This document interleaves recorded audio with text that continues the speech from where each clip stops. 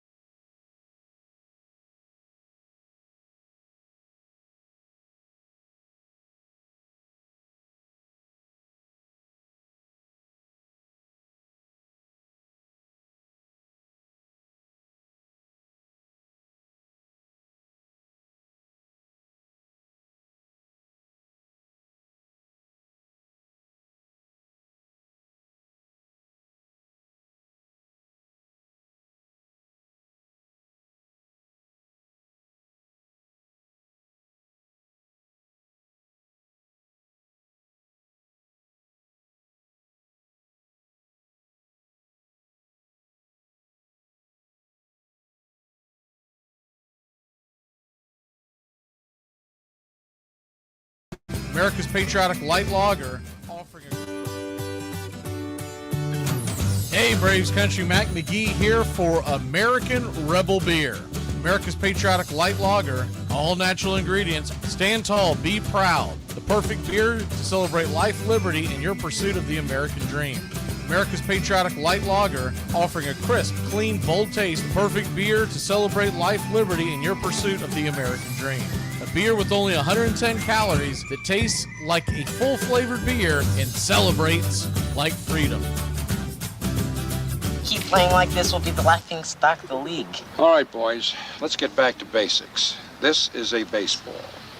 The object of the game is to keep the baseball within the confines of the... You're in Braves country.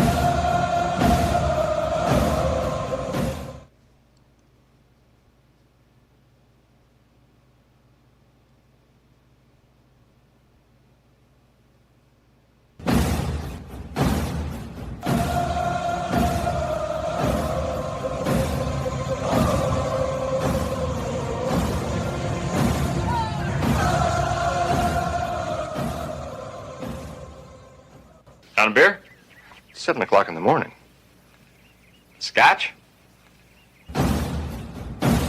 Hey, howdy, hi, and how the hell are you?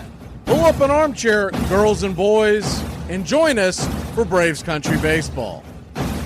You're listening live, and the scene is Truist Park in Atlanta, Georgia. We're set to bring you pitch by pitch, play by play of your Atlanta Braves. Hi, I'm Mac McGee. Here's your starting lineups for today's action. Just want to make a quick announcement. We won't get into the politics thing of it tonight, but anybody who is saying ugly things about a man who just died is just going to be, we're just going to put the 24-hour on you. It's just going to be that simple. If you got to go somewhere and vent and you want to be ugly and be nasty to people, you can do it elsewhere. Or you can sit here and enjoy the game. We will not judge anybody for their politics, but we also don't want people to be bombarded with ugly statements. So just realize that, and if you see people not here, that's why, and that's okay. We'll see you on the next game. Leading off and playing second base, Nico Horner. 6 home runs, 56 RBI, 24 stolen bases, bang .291. Batting second, playing left, Ian Happ. 20 home runs, 66 RBI, 6 stolen bases, bang .238. Batting third, the right fielder for the Chicago Cubs, Seiya Suzuki. 27 home runs, 90 RBI, 5 stolen bases, batting .243. Carson Kelly is behind home plate, batting fourth. He has 16 home runs, 19 RBI, 1 stolen base, batting .253. Batting fifth for the Chicago Cubs, Carlos Santana. He's playing first with 11 home runs, 52 RBI, 7 stolen bases, batting .219. Batting sixth, the shortstop, Dansby Swanson. 22 home runs, 71 RBI, 4 stolen bases, batting .244. Justin Turner, the designated hitter, is batting seventh. 3 home runs, 15 RBI, 2 stolen bases, bang .209. And Willie Castro is batting eighth and playing third. He's at the hot corner with 11 home runs, 33 RBI, 10 stolen bases, batting .230. Pete Crow Armstrong is in center field for the Cubs, and he's batting ninth. 28 home runs, 87 RBI, 34 stolen bases, batting .253. On the mound for the Chicago Cubs, it's Jameson Taillon. First outing since being back from the IL, 9-6 with a 4.15 ERA. 108 whip, 106 innings, 81 strikeouts, 94 hits allowed, 21 walks, 23 home runs given up. He'll be going head-to-head with Chris Sale. Shocked me. I didn't think he was actually going to hit the bump today. A 2.38 ERA, a 1.10 whip, 102 innings, 85 hits allowed, 132 strikeouts, 27 walks, 8 home runs served. Backing up the conductor in the bottom of the first inning, Jurickson Profar. Leading off in left field with 13 home runs, 39 RBI, 8 stolen bases, batting .257. Batting second, playing first, Matt Olson. 23 home runs, 80 RBI, 1 stolen base, batting .270.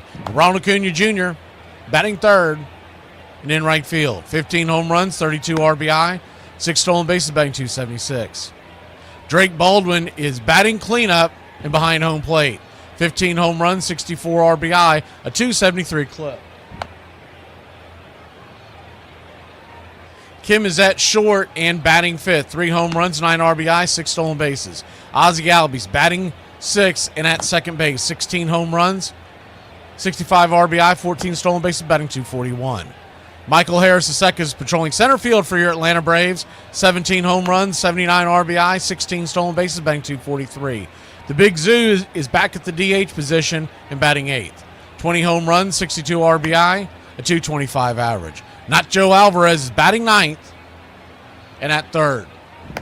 He's got 9 RBI, a .245 average. Just to add on what I was saying a second ago, I guess somebody's already gotten popped. I don't know what they said. I can't see it from my vantage point, but Jason took care of it, and he stands behind it, and I'll stand behind whatever he says, whatever he does. He's normally pretty level-headed. Put your click in the chat. Slap that. The other thing on that would be we won't have time to do the roll call today because we wanted to give the extended silence, which I'm really not in the mood to do it anyways. I can't believe this is something that horrific has happened in our country where people can't express ideas. And I do have an idea of what was said. You might want to do some research before you shoot your lips off, son. That's all I can tell you. All right, we'll be back in a flash here on Braves Country.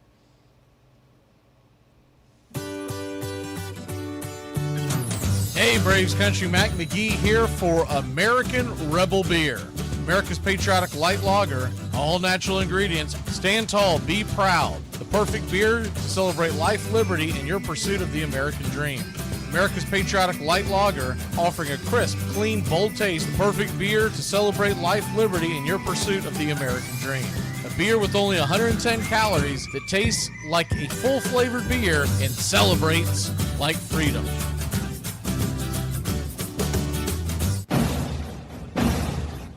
Hey, Braves Country, this is Mac McGee with Braves Country Radio. We are bringing you pitch by pitch, play-by-play of your Atlanta Braves all year long. Join the Country Club today. Help support Braves Country Radio. Join the Country Club today. It helps us bring you more of the game we all love. Braves Country Radio, your home for the classic call of Braves Country Baseball.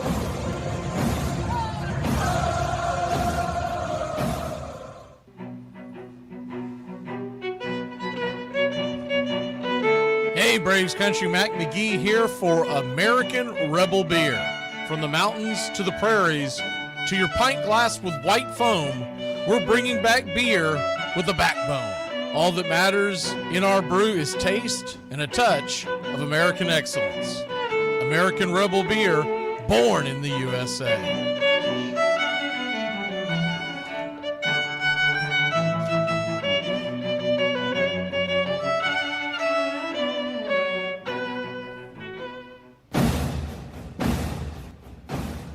Ladies and gentlemen, we interrupt our program of dance music to bring you a special bulletin from the radio news. Sit quietly and we will control all that you see and hear. There is nothing wrong. You are about to participate in a great adventure. You are about to experience the awe and mystery. You unlock this door with the key of imagination. Beyond it is another dimension, a dimension of sound, a dimension of sight, a dimension of mind. You're moving into a land of both things and ideas. You've just crossed over into adventures in time and space. We offer you Braves Country Radio, your home for the classic call of Braves Country Baseball. Hi, folks. Join us now for another Braves ball game. Yes, sir. This is the one we've been waiting for. This is it. This makes you feel like it's spring and baseball. No more measles and free tickets to the circus. You're in Braves Country.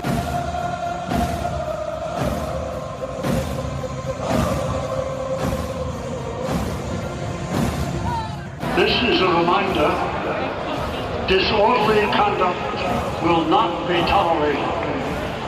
Please respect your fellow fan and refrain from any unruly behavior. Failure to comply with these guidelines will result in ejection.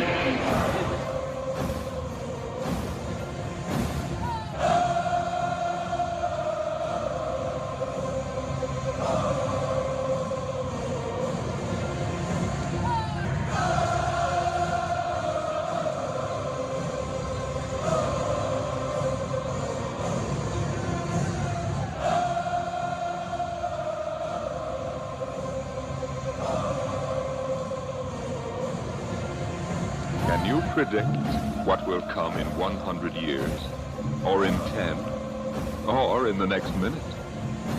Some people think they can. Nuclear scientists, mathematicians, astronomers, biologists, because they see beyond the known dimensions of time and space.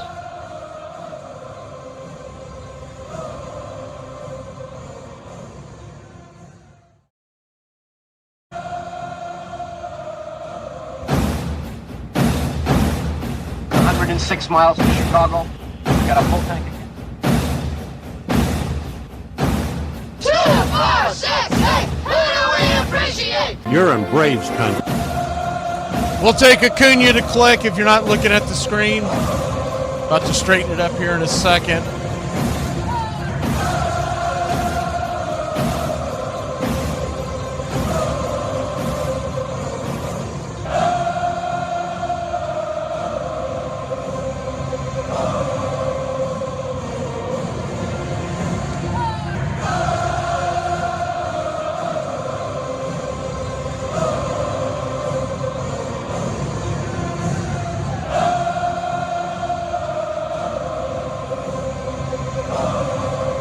Chris Sale will be taking the bump, so that's good news. I'm in shock. I thought for sure they were going to start giving everybody about a week off.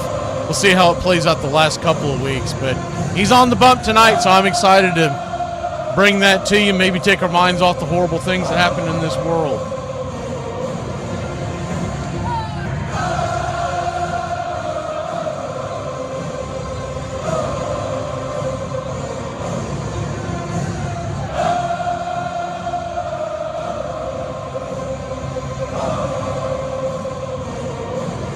Chris Sale firing up his last warm-up tosses.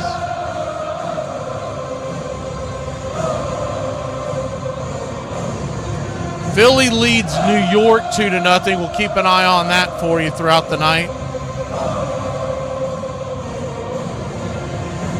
And I'll go ahead and get my pick off the screen and put the thing up on the board to keep the screen from shaking on you.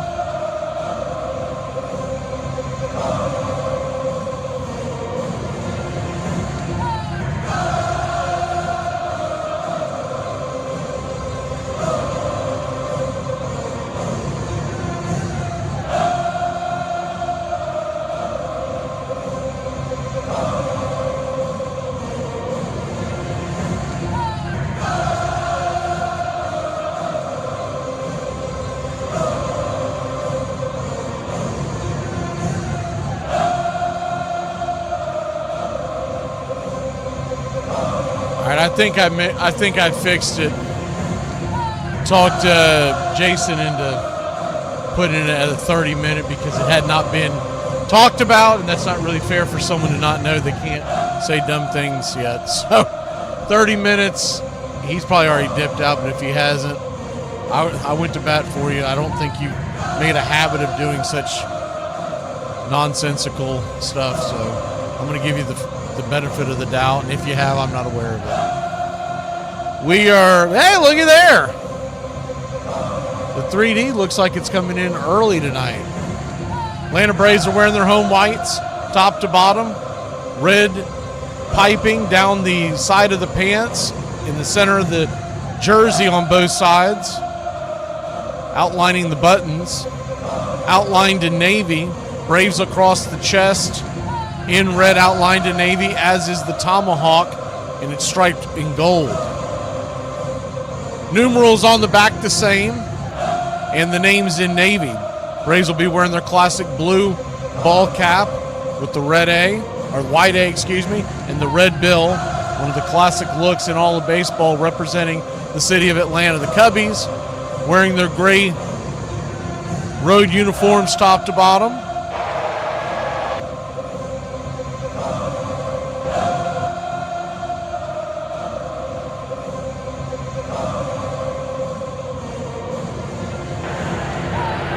Blue ball caps, the red C outlined by the white. Another classic look. I hate when the Cubs mess with their uniforms. I think it's one of the sharpest uniforms in baseball, especially their home pinstripes. They're the only pinstripes that I look upon as a sharp look outside the New York Yankees. The rest, I feel like they're biting into their styles. We're just about set, and yes, sir! It is baseball time in Braves country. The first pitch on the way is swung on and smoked into left field, down for a base hit. Nico Horner was sitting dead red on that one, and it's a leadoff single for the Cubbies. That's one of those situations where a guy doesn't want any part of that slider, and he's sitting on the fastball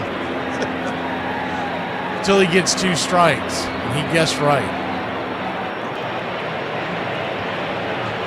First pitch on the way to Ian Happ is inside for, should have been a strike. Bad call by home plate umpire Scott Berry. Well, putting it on the board as a strike, I didn't see him make a movement. Didn't look like he rang it up. Let's see how that plays out. The 0-1. Pops it back foul and out of play. It's 0-2. Okay, they're saying it's a strike. Home plate umpire Scott Berry did not make the movement like a strike. But on the pitch track, it's also ringing up as a strike. So, okay, I guess he's just got a quiet call tonight. The 0-2 count. Slider down and in, 1-2.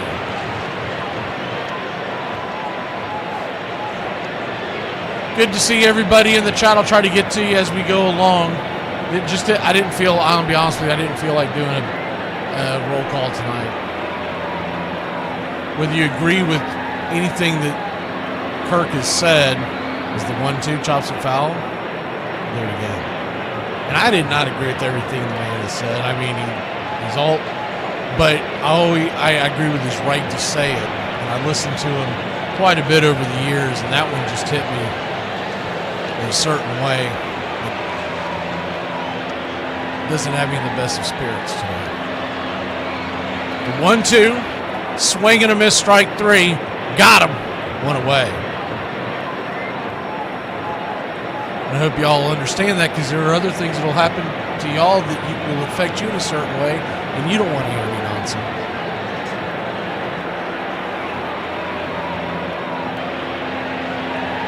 The big picture to me is just it really just brings home this is an ugly, ugly world on all things. Saya Suzuki, the batter, first pitch on the way, 96 up top. Just misses high, it's 1-0. Lefty-righty matchup.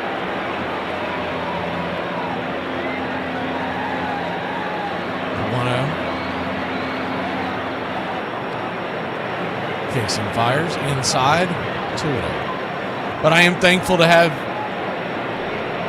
y'all to talk to tonight, because I probably would have just been sitting there staring at the wall. So I'm glad there was a game tonight to keep our minds off of this. So that's the last I'll bring it up until the 7th inning stretch. The 2-0 pitch, down and in, 3-0. Somebody mentioned about the 9/11 anniversary. We're gonna do something on the show tomorrow, because we don't want to step all over what happened today. So we're going to do it on the show tomorrow. The Armchair Quarterback Show, we will observe. It's hard to believe that's been 24 years. We'll make a much bigger deal out of it next year on the quarter century. 3-0, misses high, ball 4. And he'll head on down to first. And they got runners on first and second and one out.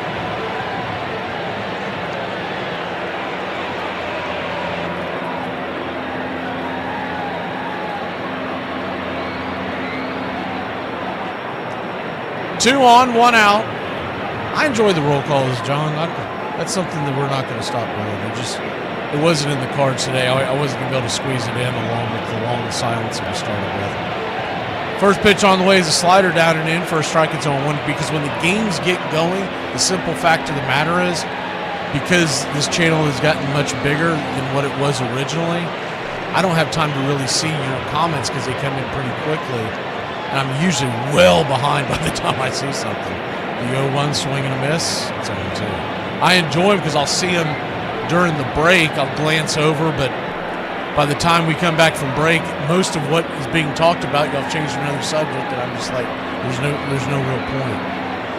And quite a bit during the breaks, I'm having to do other things, sending stuff to radio stations and whatnot, so I don't get to see as much as I used to. The 0-2 count, swing and a miss, 1-2. That's one of the things that I like about the doubleheader, is that the doubleheader, you don't have as many Braves country people in there, and we get to actually chat away. We are planning on doing more of those next year. I got to wait to see what my schedule is going to be like outside of Braves Country Radio, and then look at how the season plays out when they give us times. We're planning on doing quite a bit of those next year. The pitch on the way is swung on and banged down the line foul. It's 0-1. I'm going to try to find more and more that we can do on the day-night split doubleheaders as opposed to the ones that are so late at night. But I do like those late-night ones from time to time, too. Especially when we do it Harry Carey style. If I don't have to be anywhere the next morning, like a Friday night. The 0-1, outside wide, 1-1.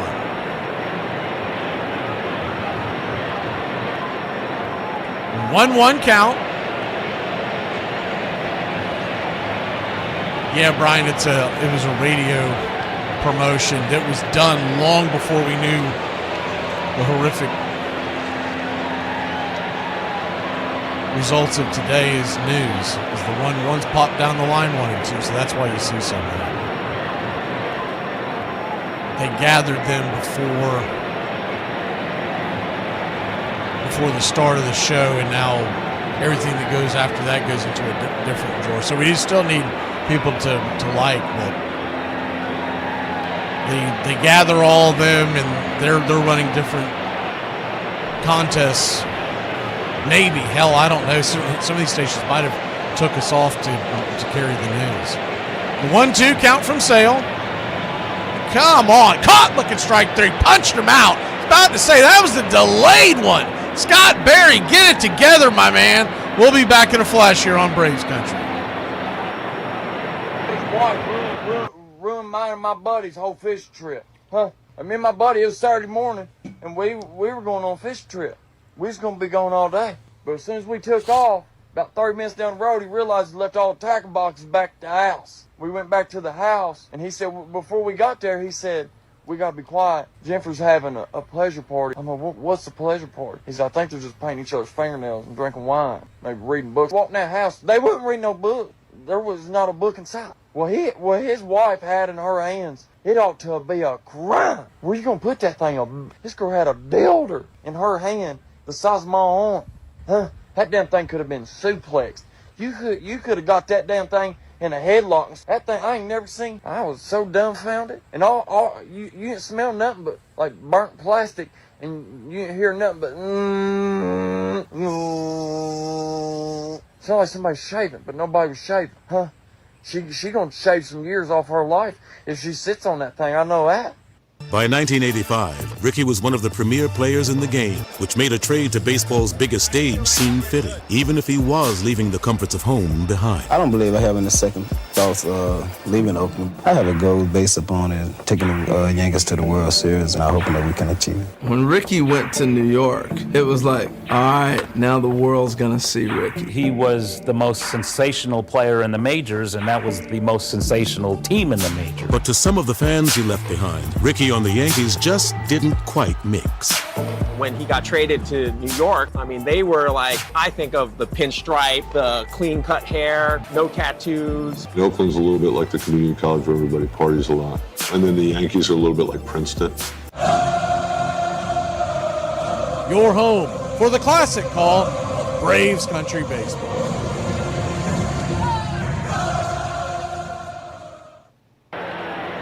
Welcome back.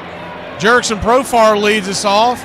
Charlie, I highlighted your comment. I'm going to highlight a bunch of comments as we scroll through here because it's my way of saying a shout out to y'all because we didn't do roll call. But is Debbie in here? The 0-1, outside wide, 1-1. So 1-1 count, Uncle Charlie and straight shooter. And who do we have at the top? George Roger. George, I ain't seen you in a while. The 1-1, outside wide, 2-1. Robert. Jason Up and Adams. Jamison Tyon, his first start since coming off the IL. Bubba Hightower, straight shooter. The 2-1 swing pops it back foul, 2-2. We see Justin Green Machine. Uncle Charlie Fritz.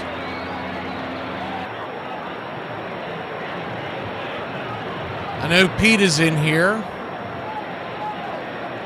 What you talking about, Willis? The 2-2, swing and a miss. Strike 3, 1 away. I knew he was T.O., but I saw Captain Retro was in here. Let's see, Robert. Who else do we have?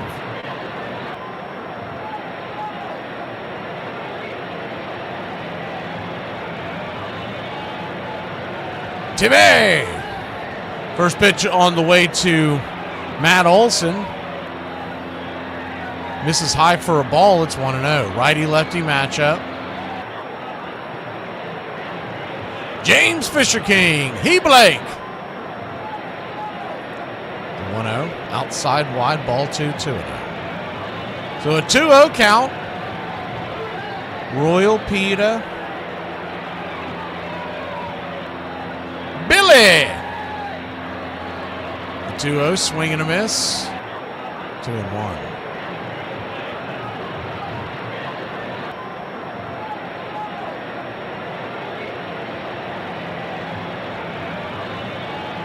The 2-1 to Matt Olson. Outside wide, 3-1.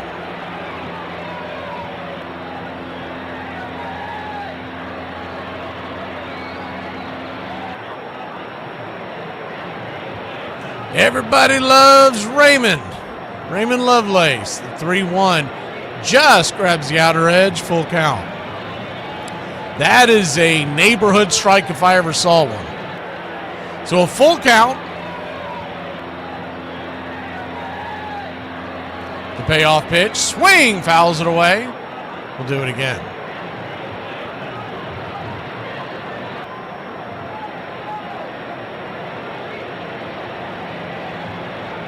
John. Matt, good to see you. Right. The 3-2, just got a piece of it. Bender probably below the knees, but a little too close to take. Gary the Real McCoy in here. I think we're getting to the bottom. Edward Spry.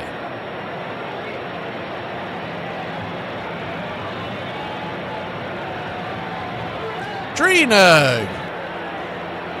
I think we got Jason Up and Adams, but just in case, the payoff pitch. Slaps it down the line, foul.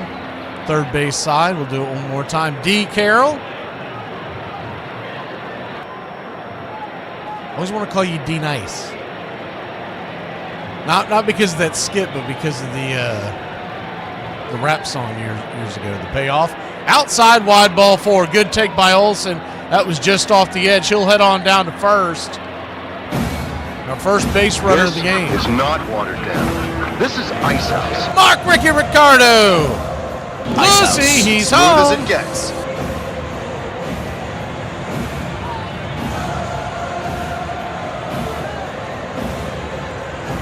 B.A. Baracus, Brian Andrews. First pitch on the way to Acuña's, down and in. It's 1-0. Nate the Great. I don't know about all these rankings there, Nate. 1-0 count. Acuña back to the top of the third order. Pitch on the way. Swing. Sizzles it back foul. Jen and Sean, good to see you. Or Sean and Jen, depending on who's running the controls. Who else do we have here? think I'm at the bottom. I never saw a comment from Charlie. Is the 1-1 chops it foul? I'm going to try to scroll up, see if I can see it. But Charlie, is she here in the chat right now? Or Mac she listens? She is listening. Okay. I wanted to make sure before I did it. The 1-2 count.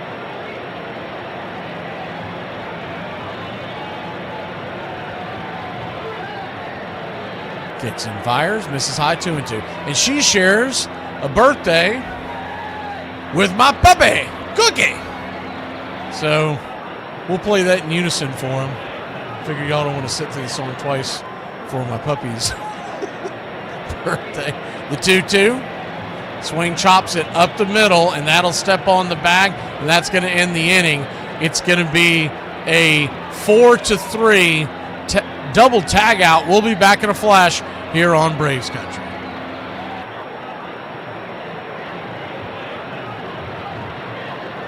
I would like your undivided attention, please. You couldn't handle my undivided attention.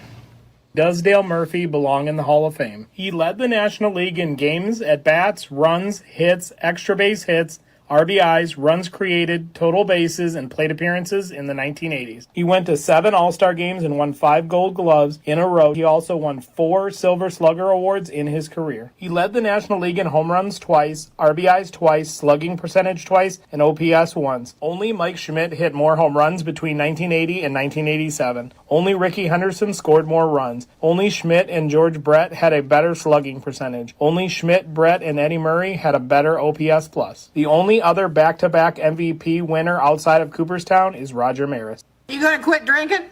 Don't be ridiculous. I'm gonna quit waking up.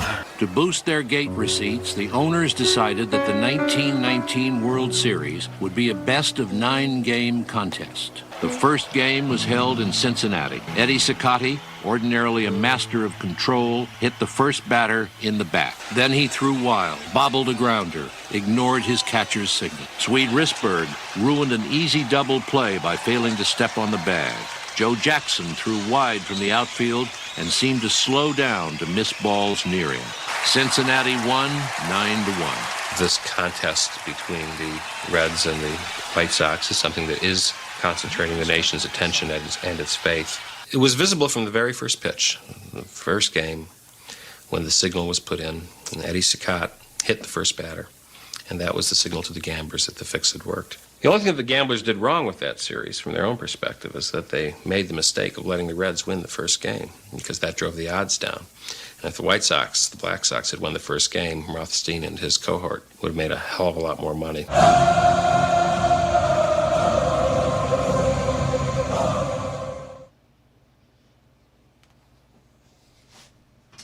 Welcome back. First pitch on the way is a floating slider off the plate, called for a strike. It's 0-1. I must have been checked out. I didn't realize he struck out the side. And I know my mind's not all there today, but the 0-1 swung on, fouled back. It's 0-2. Chris Sale with 3 strikeouts to start the inning. The second inning. Scattered a walk and a hit. But he also struck out the side. The 0-2. High and out of the zone. Just a bit outside. 1-2.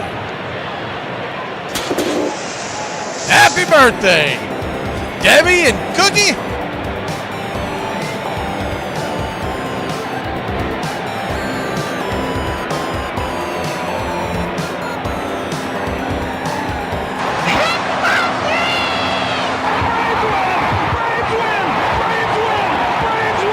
The 1-2, down and in, 2-2. I think I got that right. I think it was Debbie. It's at the very top, so I'll never find it if I try to scroll back up. 2-2 count. Down, did he go around? He did. Strike 3. Chris Sale's doing some things tonight, y'all.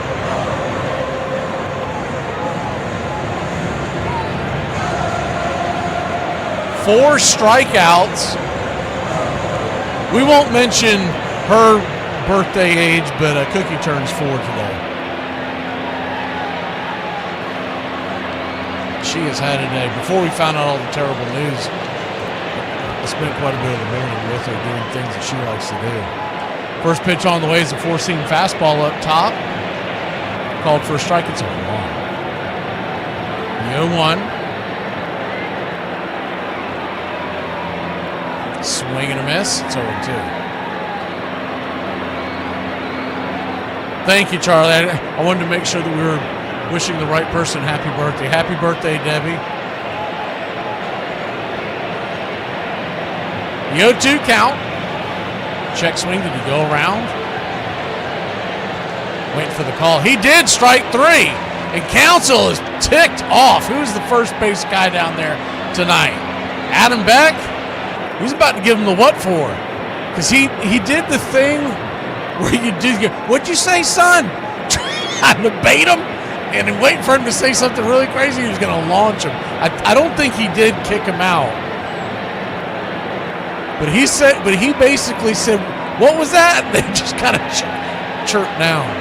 So 5 strikeouts for Sale to start, well, not really start the game. He does have a hit and a walk given up, but 5 strikes and 5 strikeout and 5 outs.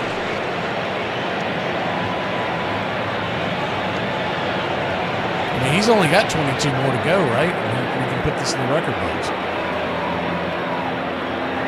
1-0 count. 95 up top. 1-1.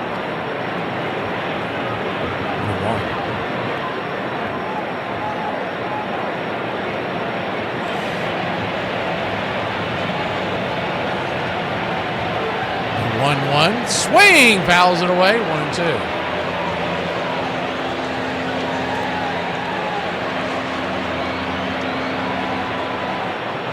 I think his over-under tonight, believe it or not, was like 6.5. It was fairly low for Chris Sale. I didn't really understand it when I looked at it, because we always get the lines out in the desert emailed to us so we know what we're talking about on the show. I was like, are they trying to trick you because they knew Chris isn't going to pitch? The 1-2. Caught, look at strike 3. He got caught watching the paint dry. 6 outs in this game, 6 Ks. Let's go, Braves country.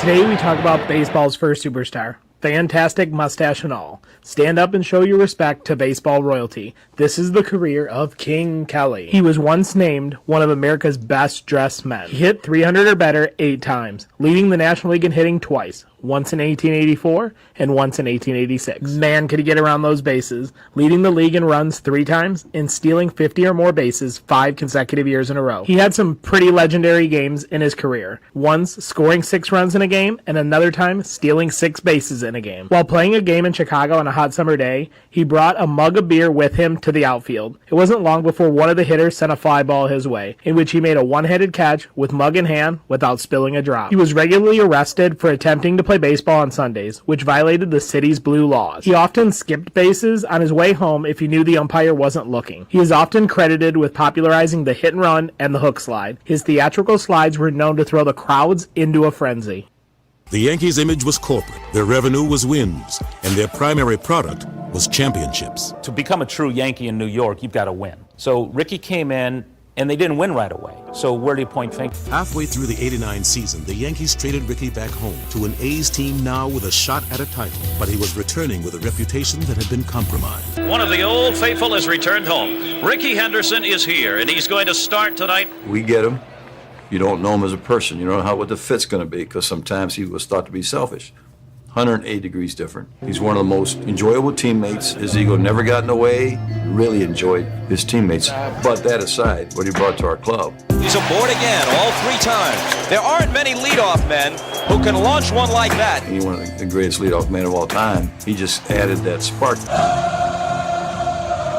Braves Country Radio, your home for the classic call of Braves Country Baseball. Welcome back. First pitch on the way to the Drake.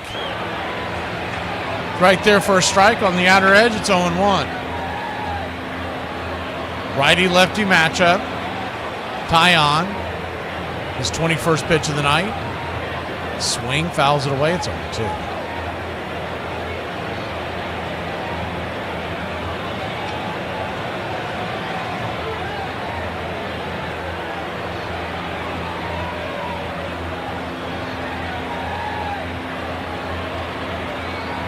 0-2. Just misses high. Did he go around? He did not. CB Buckner says no dice, 1-2. I think what we're learning tonight, if it's down the third base line, you've got a chance. If it's down the first base line, Adam Beck's ringing you up. The 1-2, check swing, just kind of played pepper with it, knocked it towards the third base dugout.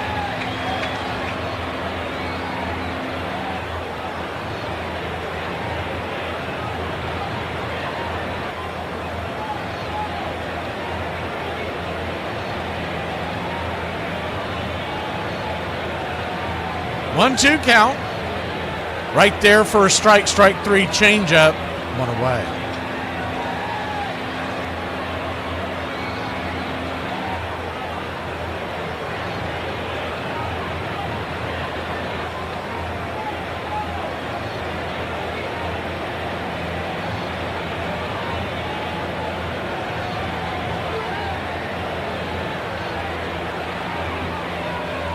Four-seam fastball starts it off with Hassan Kim.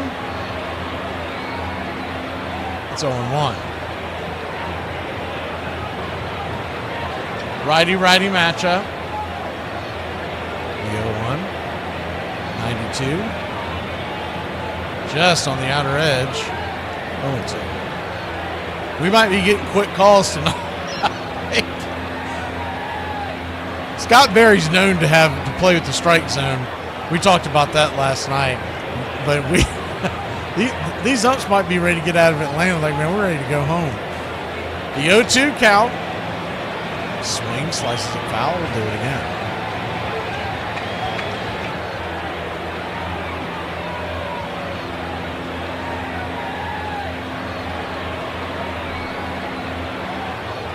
Robert, who is your college team? Is it Georgia, or am I misremembering that? The 0-2?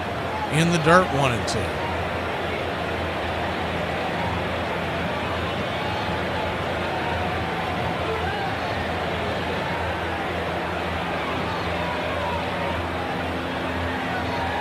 Hassan Kim batting .231 on the year, 3 home runs, the 1-2. Swing hits it up the middle, but Horner's there. Second baseman will flip it over to first, 4-3 put out, 2 down. Braves still no hits in the game. They did reach via the walk in the first inning, Matt Olson.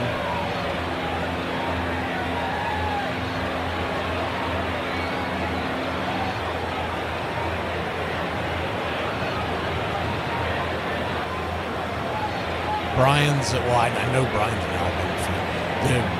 The first pitch on the way is a curveball right there at the knees. It's on the line. I was a big Alabama fan a couple of Saturdays ago, Brian. The 0-1. Swing lifts it into right field. That's going to finally get down for a base hit. We're on the board. Ozzie takes a huge turn, but slams on the brakes. A 2-out single to get us going here on a Wednesday night in Braves country. I'm the Wiz. I'm the Wiz. I'm the Wiz. I'm the Wiz, and nobody beats me.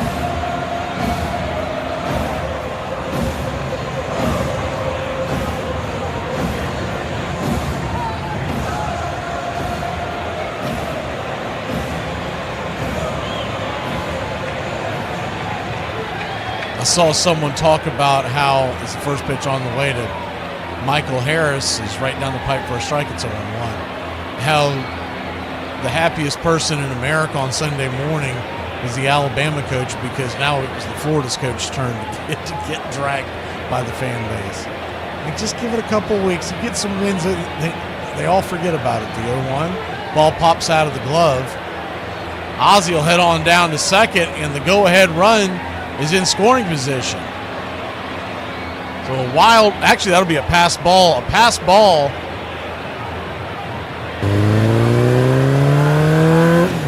I mean, that ball, what's funny about that pitch was right down the center of the plate. It was a strike for sure, and it wasn't even, it's one of those ones you wish Michael had swung at, to be honest with you, and that's maybe why it was dropped.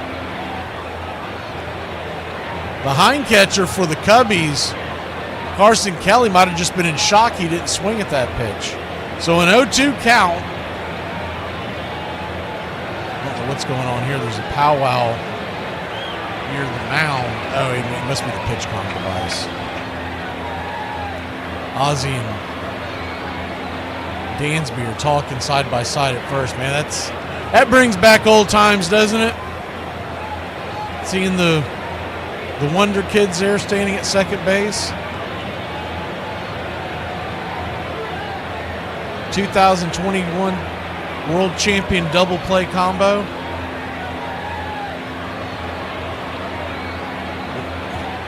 What do you think Dansby's saying? You're still short as hell, aren't you?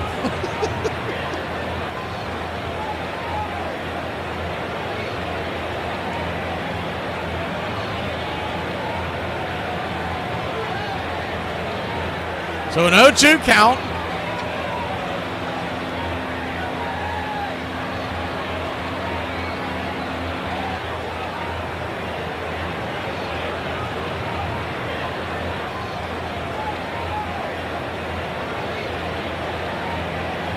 I never got the answer. I'm assuming Robert's a Georgia fan, right? Okay, yeah, okay. I see it now.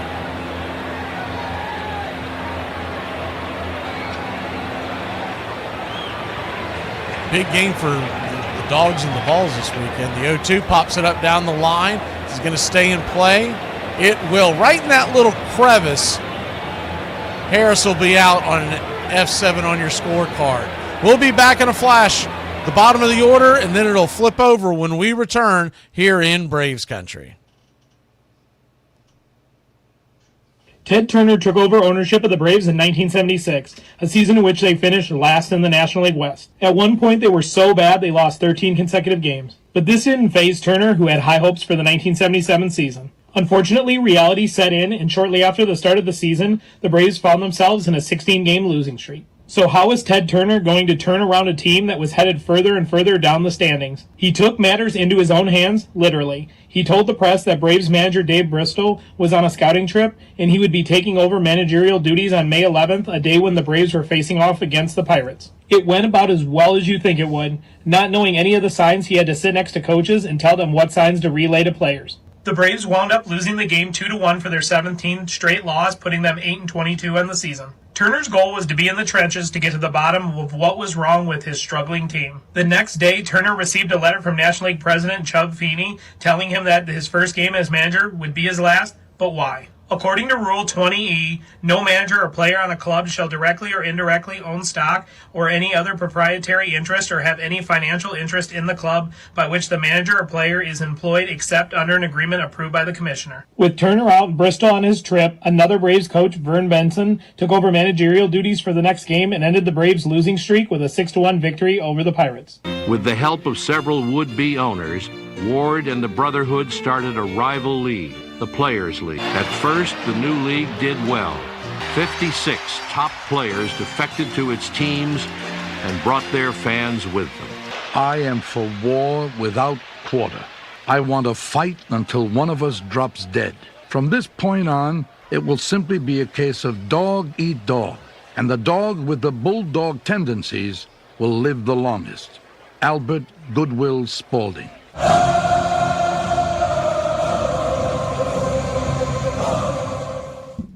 Welcome back, Braves country. First pitch on the way from Chris Sale is a sinker. Inside for a ball, it's 1-0. 1-0. Lefty-lefty matchup, number 9 batter. Gets some fires, swing, and a miss. It's 1-1. If you're just joining us, Chris Sale has recorded all 6 outs via the strikeout tonight. He has walked one and given up a hit in the first inning. 1-1 from the conductor, brings it 95 inside, 2-1. Really want to go after Armstrong. His numbers are impressive, but his numbers, majority of them came from earlier in the season. He's got 28 home runs and 87 RBI at a 257 clip, but if you look at it closer, is the two. Oh, come on, that was a strike. Come on! 3-1. What are we doing here? Just giving pitches away. Meanwhile, 3-1 pitch. Slider slips in there for a strike. Full count. They said Snicker continues to say he has not decided if he's going to retire or not. You may not have to decide, buddy. The payoff pitch. Swing and a miss. Strike 3. Are you kidding me? The first 7 pitches, first 7 outs are all via the strikeout. My man is doing some things. Wow.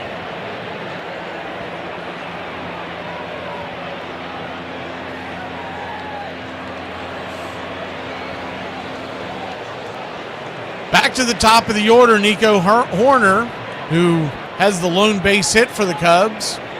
Takes the first pitch inside for a ball. It's 1-0. Lefty-righty matchup. 1-0. Swing rips it. Another base hit. He's 2 for 2. So he hasn't figured out the Nico Horner thing, but I'd say one thing's for sure. Quit throwing him the fastball because he has tagged both of those for base hits. 1 on, 1 out.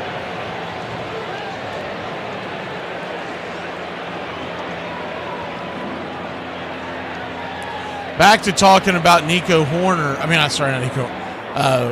PCA, Pete Chrome Armstrong. He batted 160 with an OPS under 500 in the month of August, and that's why he's down at the number 9 spot with the lefty on the mound. First pitch on the way is a strike right there on the inner track. It's on 1. He's done better this September. Of course, it's only a few games in, but he's batting .333 now, but August was brutal for him. The 0-1 flips it over. The Cubs hope that they have figured it out, or he has figured it out.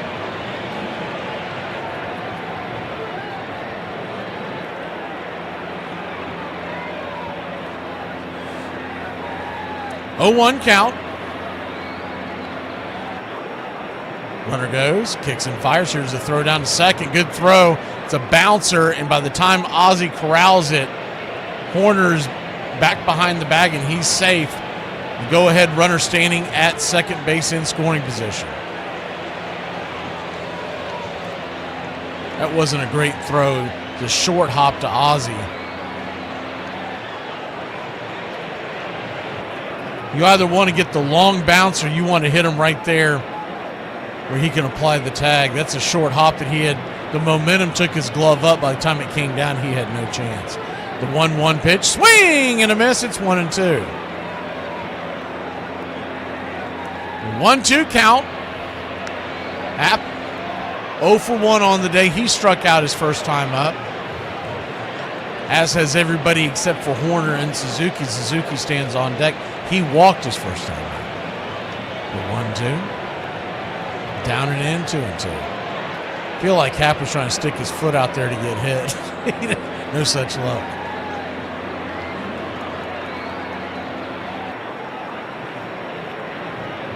The 2-2. Infield back into the left.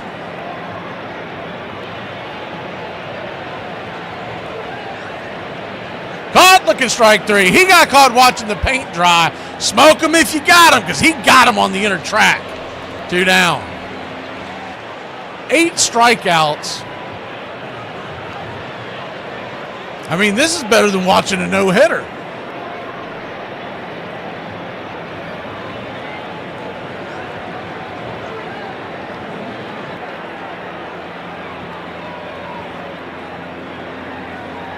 Lefty-righty matchup. First pitch on the way to Suzuki is a slider up top. For a strike, it's 0-1. He's already broke the bank on they do alternate strikeout chases out in the desert. The highest you could have gone tonight is 8. With him, he's already hit it. They're not even out of the 3rd inning. The 0-1 misses high, 1-1. If you're just joining us, there have been 8 outs for the Cubs in this game, and Chris Sale has a snowman. All outs via the strikeout.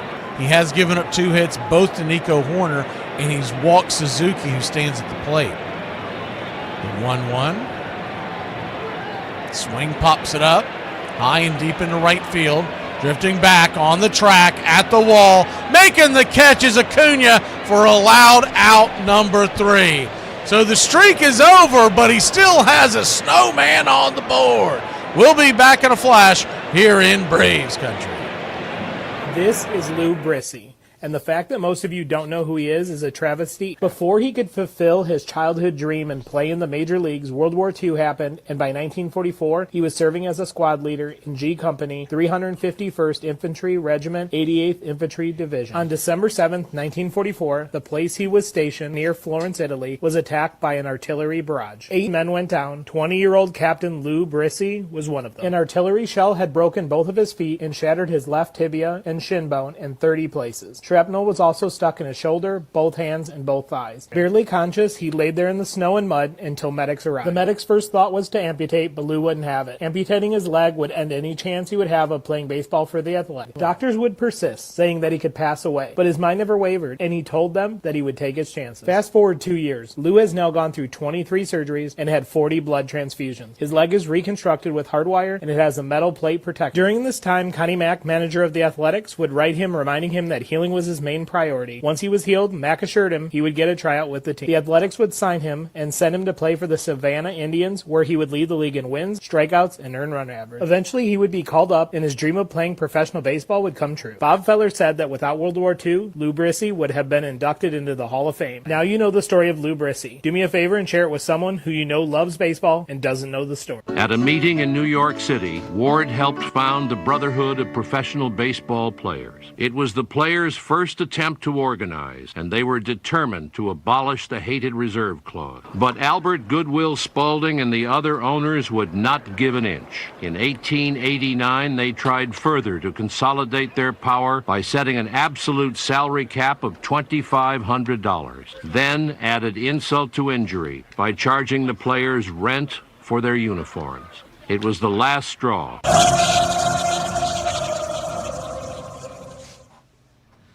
Welcome back. Marcell Ozuna comes to the dish, takes a hack at the first pitch, hammers it back foul.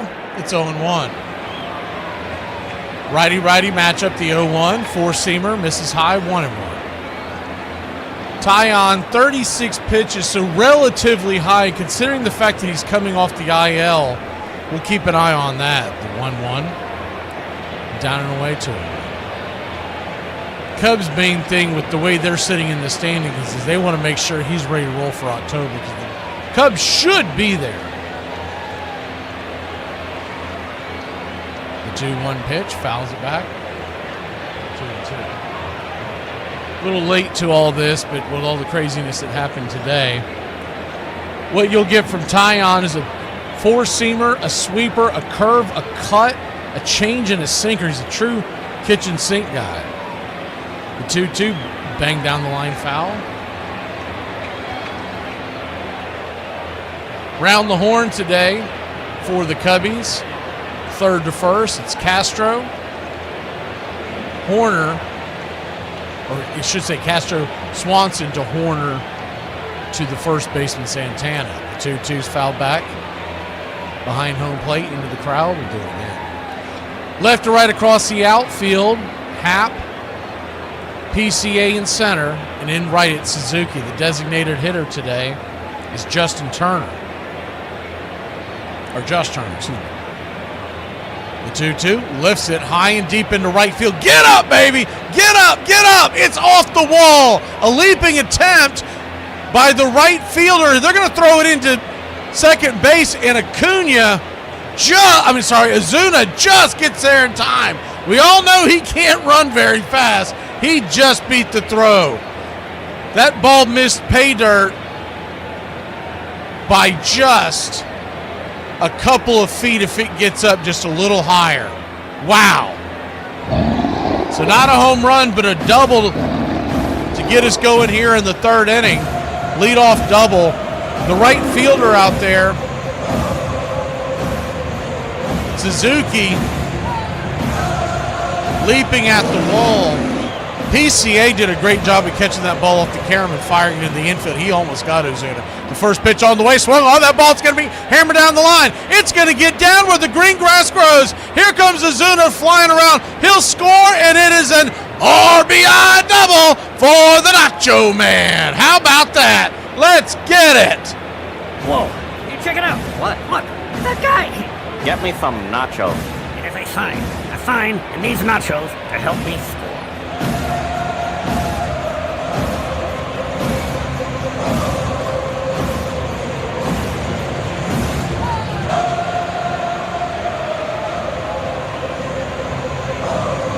Threw an off-speed pitch about knee-high over the plate, and he slapped it down the line. First pitch on the way to Jurickson Profar. Shows bunt, pulls it back, and see how they call it on this one. They're going to say he held back. It's 1-0.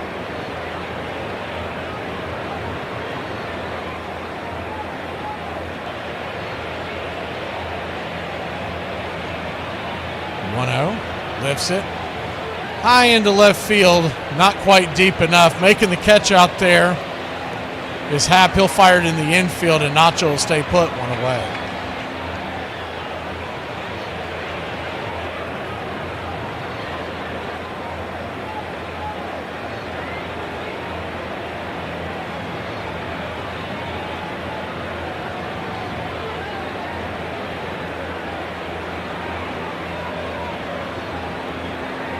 So 1 on, 1 out.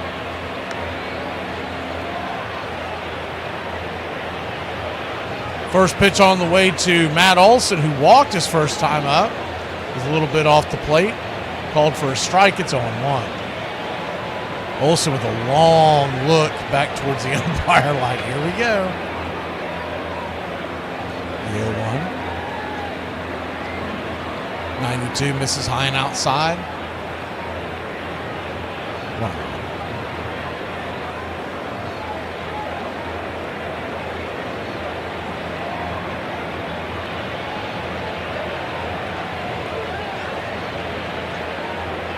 1-1 count, 93 miles an hour, high and inside.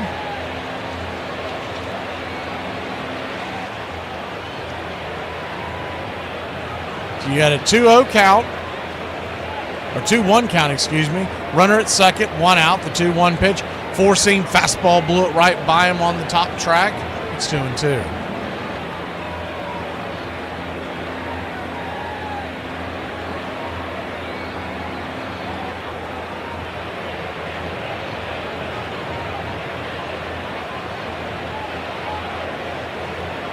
The 2-2.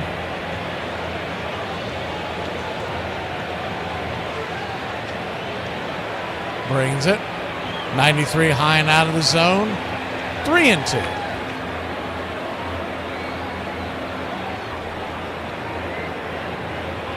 Full count. We'll pull the screen back in case any kind of action on the base pass. The payoff pitch. Outside wide ball 4. He'll head on down to first. This is not watered down. This is Ice House.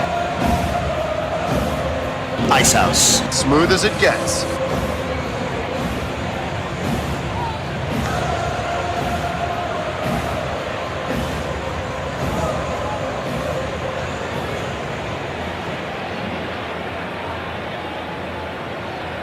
They're going to go out there and talk to Tyon real quick.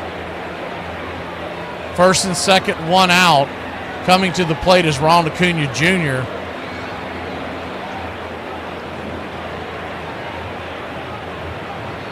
Out-of-town scoreboard looks like this game's of interest.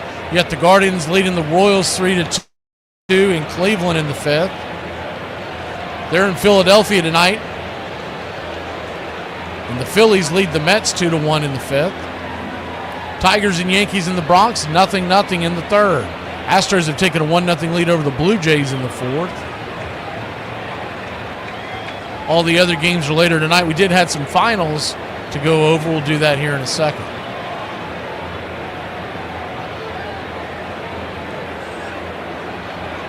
First pitch on the way. Inside to Ronald Acuna Jr.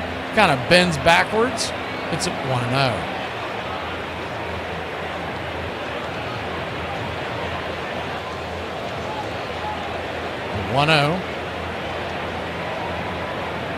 Swing, chops it foul.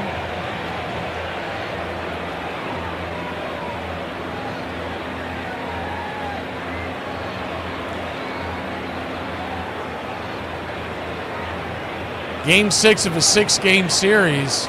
The Braves win this, will push at 3-3 on the year versus the Cubs.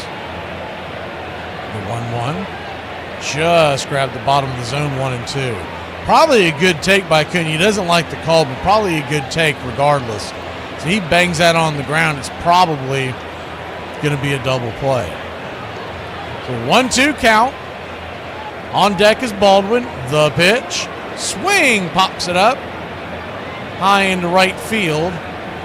Not very deep. Suzuki will fire it into the infield. Nacho, with not great speed, will stay put. And there's 2 down, which will bring Drake Baldwin to the plate. Braves lead it 1-0 if you're just joining us.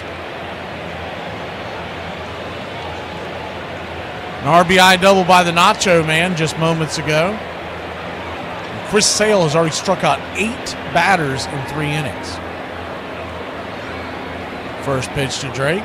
Inside, misses high. It's 1-0. Righty-lefty matchup.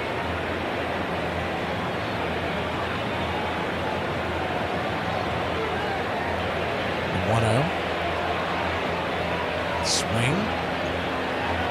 Fouls the 92-mile-an-hour four-seamer.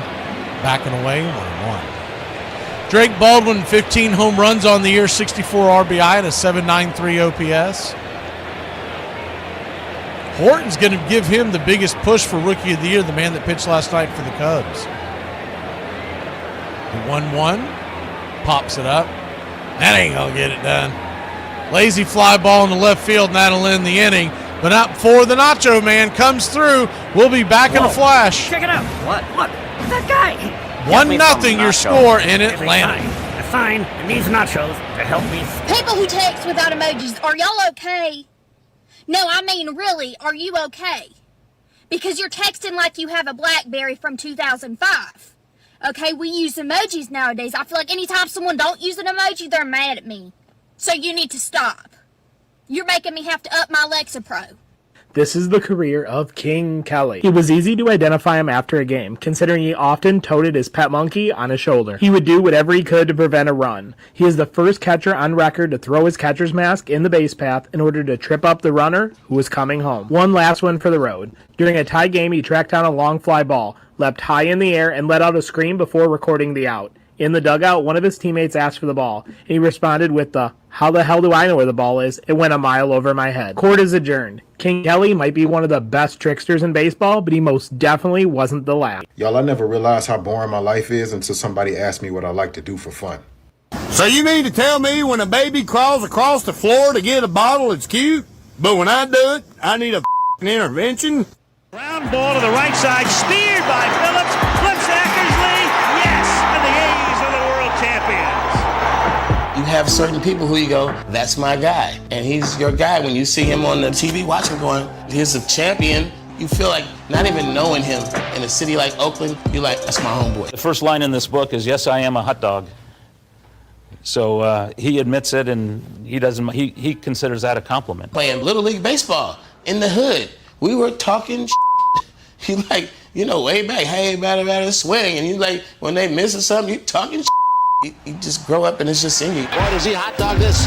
He knows this is gone. Watch this turn. He almost goes into the Yankee dugout. Join the Country Club today to display your Braves pride throughout the ball game. Help support Braves Country Radio. Join the Country Club today. Welcome back.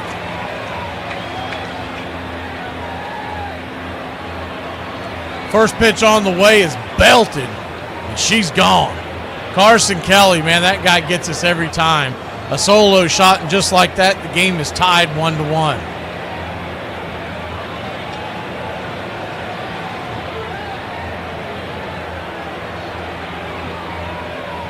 ...369 feet.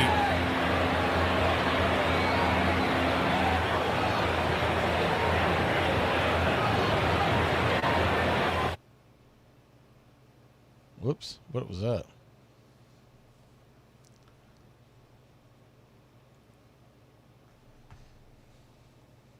Not real sure what happened there. I hit a button and it's doing something funny, so here we go. did there. Almost set off a Scud missile somewhere. Here we go. Lefty-righty matchup. That application's never done that before. The 0-1 swing, lifts it high in the sky. Four-seam fastball, pops it up. Harris is underneath it. F8, your scorecard went away.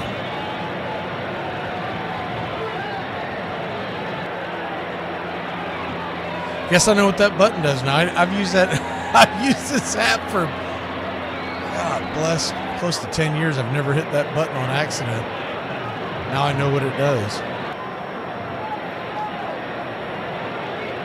We got a new configuration coming for the 2026 season.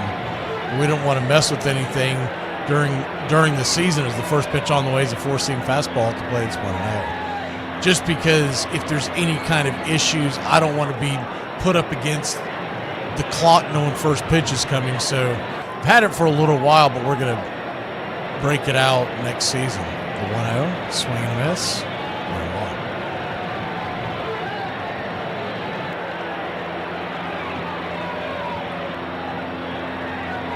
1-1. Pitch on the way, just misses inside. Dansby Swanson batting .245 on the year with 22 home runs. He's got 71 RBI and a .716 OPS. Sale, who struck out his first 8 batters, 4 outs, not the first 8 batters, but the first 8 outs were strikeouts. Wouldn't call this scuffling, but isn't quite as automatic as he was earlier in the game. But to be fair, when you go through the lineup that second time, teams usually make adjustments. The 3-1 to Dansby. Swing, fouls it away. Full count.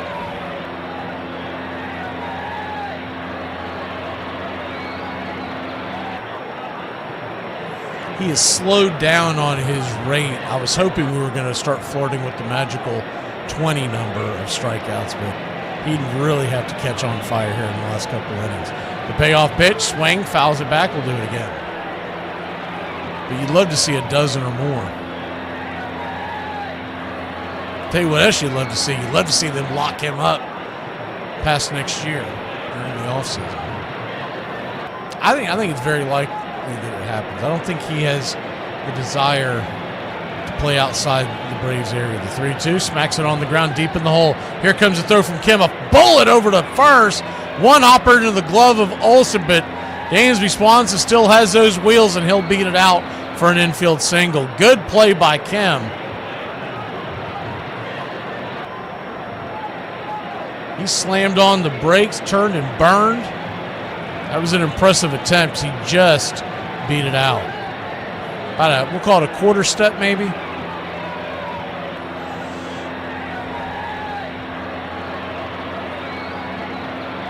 We got tied, Richard, because you walked away. That's how we got tied. It's your fault. Lefty-righty matchup, Justin Turner. The batter, first pitch, runner goes. Here's the throw down to second, and they're going to steal on. They've been stealing on him all series long. Get used to that, because when we go to face the Astros and just everybody else the rest of the year, they are, the word is out that you can run on Baldwin. The 0-1, swing, chops it foul. It's 0-2. And the main reason, I was just about to say, I was waiting for the first pitch to get thrown. I was going to say that Justin Turner's a double play waiting to happen. Well, Dansby Swanson erased that possibility.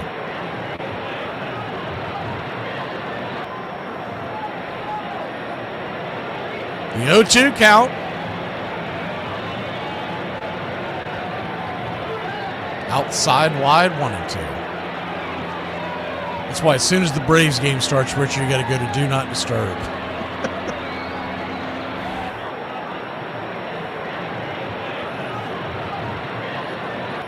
Find out who's calling you, realize, ask them, did you know a Braves game was being played, and then block them. The 1-2 count in the dirt, 2-2. Try to get and chase that slider.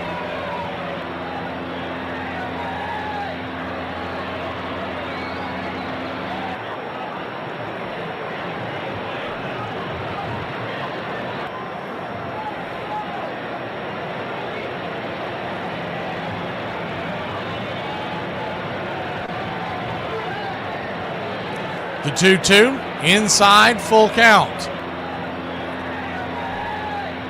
Spun him around a bit.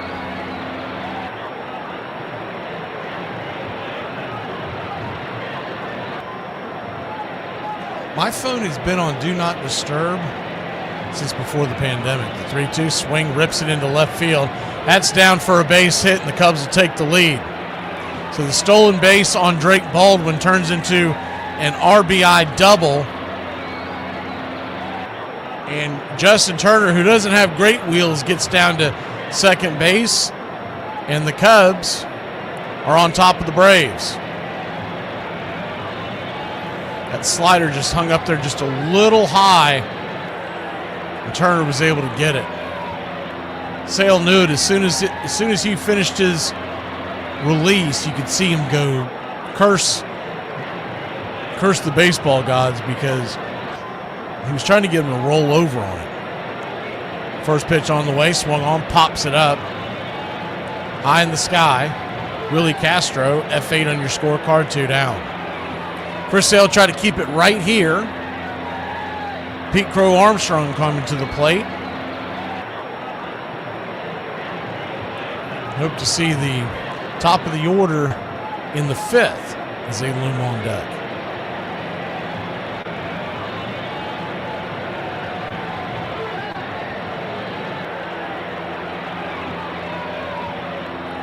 Lefty-lefty matchup. Struck out his first time up, as most of the Cubs did. First pitch on the way, swing and miss at the sinker, inside on his hands. It's 0-1.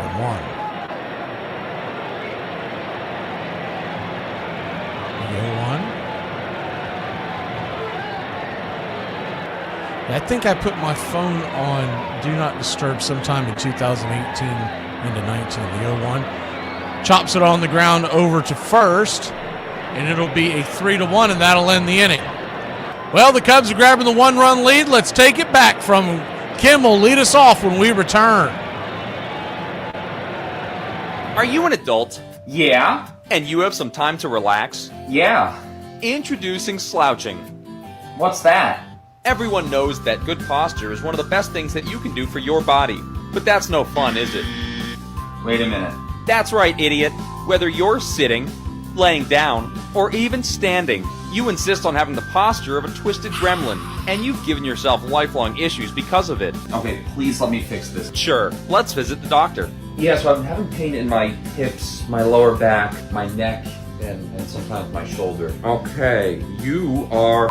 Try it today. What's the accent of Brazil? It's a country in South America. Why don't we say any Latin American accent will do? American, okay. Okay, homie. Orale, yeah, I can do that. Okay, man. Nachos. Yeah. A real racist with it, huh? Yeah, that is extremely racist. And by the way, that's more of a Los Angeles sort of Mexican cholo vibe. Let's go see the Dodgers play the Lakers. What's your favorite jersey in all of sports? The Atlanta Braves whites. I don't know if they got like HD white, but for some reason every time they were playing, they're like, don't they look brighter than everybody else's? Old school Houston Astros jersey. Old school Houston Astros jersey. I'm going to be biased to the hometown team, so I'm going to go baby blue Atlanta Braves. Lovely evening in the Ark. Lovely evening to get the heck out of here. We fly back to Chicago right after the game. Boy, those Indians knew what they were doing. Swings, and he misses. When they sell this New York City for $14 and 3 bottles of hooch, that was probably the best deal anybody ever made. 3 big leagues, the National League, the Players League, and the Old Beer and Whiskey League, simply proved too many. Attendance dipped dangerously low for everyone. By the end of the 1890 season, the league had lost more than $340,000, more than its investors could endure.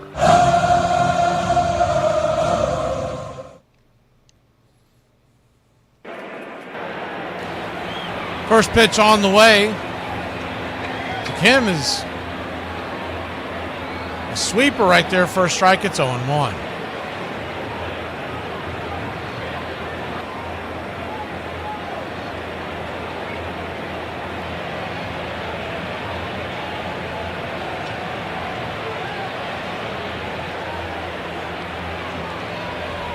The 0-1 right there, sweeper. 1-2.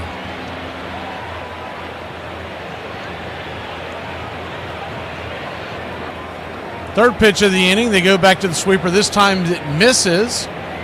1-2. So they don't think Kim can hit the sweeper, that's for sure. He's seen 3 is the 1-2 pitch. Swing! Four-seam fastball gets smoked up the middle. That'll teach you not to throw a sweeper. Ah-Sung Kim with the leadoff single. Let's go, Braves country. He said bend, bend, bend. No bend. Smack!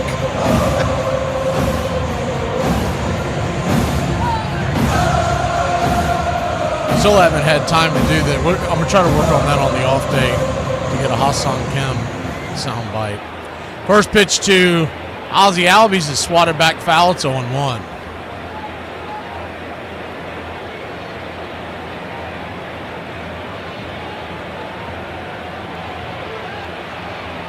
The 0-1.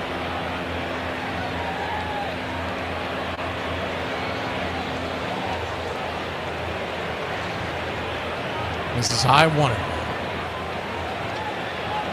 1-1 count.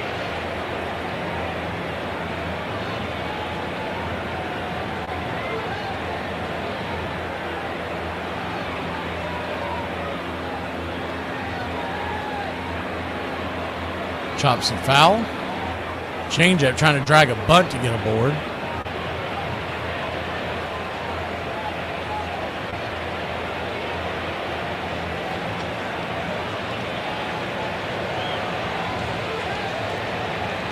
Infield is back into the right. 1-2. Chops. Little bouncer over to first. Kim well under the tag. We'll do it again.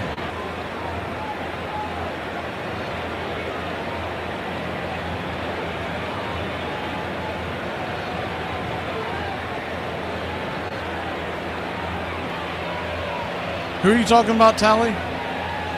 Pittsburgh? You're talking about is the 1-2? Misses high 2-2. 2-2 count.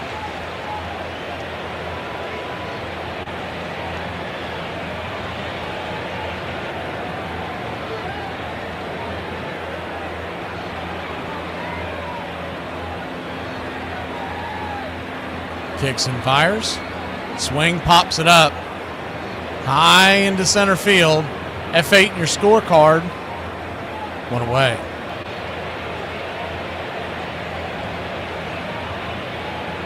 Kim never played in Pittsburgh. Kim was a San Diego free agent signing out of the KBO, and then he played for the Rays this year. I don't know who you might be talking about. Unless I misread that somewhere. Pretty sure he's been over it. Let me double check that. I don't remember him being in Pittsburgh if he was. Let me see. San Diego, no. Yeah, he was never in Pittsburgh.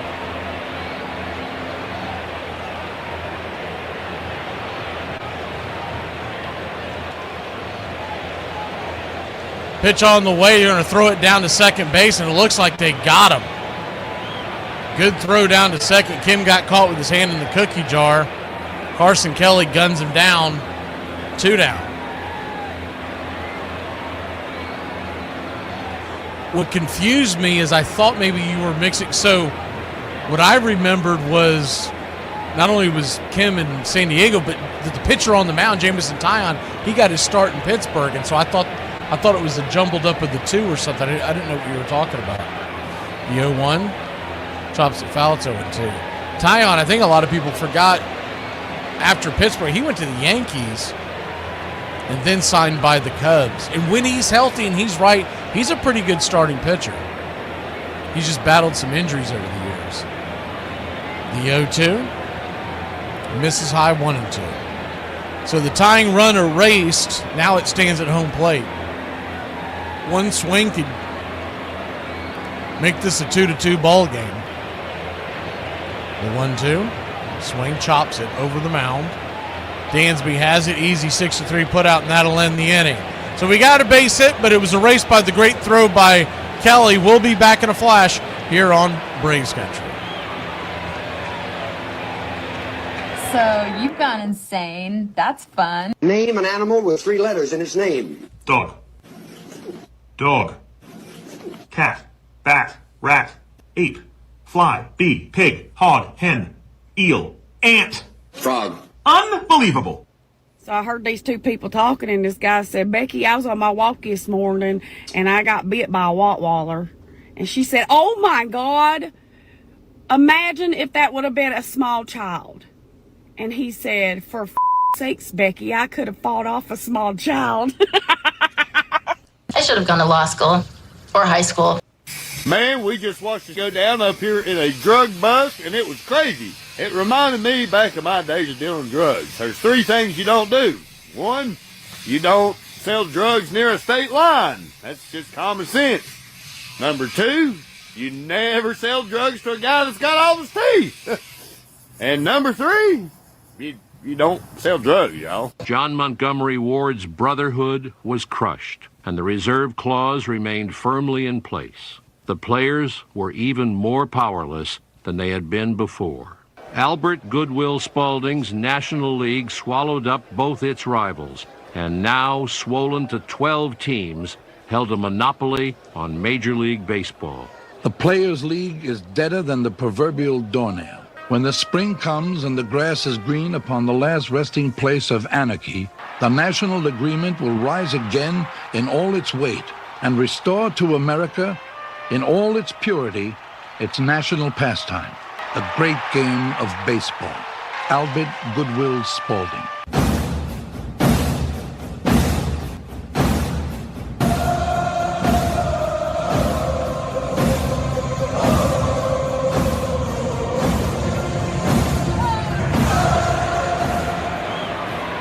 Chris Sale goes back to work, flips the first pitch, a slider right there for a strike, lefty-righty matchup.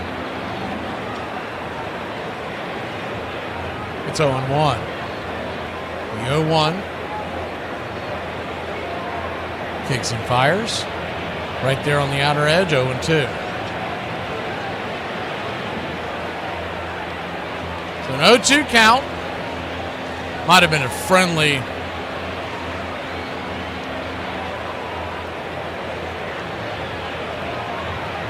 Strike called right there, but we will take it.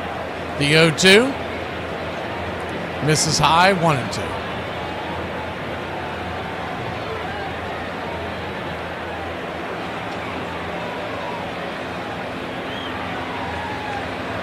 The 1-2 count.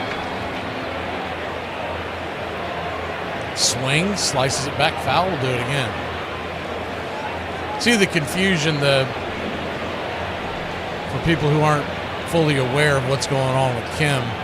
He's got a 1-year player option for $16 million. So though it's steep, considering his production, it's only a 1-year deal. So the Braves are banking on him taking it. It's the 1-2 outside wide, 2-2. It's a very player-friendly deal for him to try to reset the market and go into free agency next year. Now, if he's playing well next year, they may try to extend him, but that's much further down the road. The 2-2, down and in, full count. Now, what they may do in the offseason is talk him into a 2-year, 3-year extension at a much cheaper rate, but I don't see him doing that because it's such a player-friendly number. The 3-2, fouls it away, we'll do it again. Remember something else, the Braves, their first 3 draft picks this past draft in 2025 in June, they were all shortstops. So they would like for one of those guys to be ready to roll by 2027. But that may be putting the cart before the horse. The 3-2 fouls it back. We'll do it again. 2 of the guys played college ball this year. So it's not out of the realm of possibility they could be ready. Now, the first guy, the 18-year-old, he's not. We won't see him till the back end of this decade, if that. The payoff pitch, fouls it back, 4-seam fastball. Try it one more time.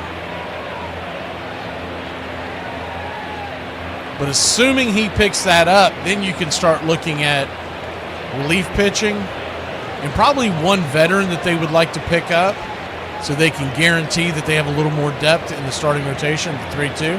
Four-seam fastball smoked into center field. And after a long at bat, what was that, pitch number 10? It's a leadoff single for the Cubs. Sale might have expanded a lot of energy getting those first 8 strikeouts in the first 8 outs. He has not struck anybody out since.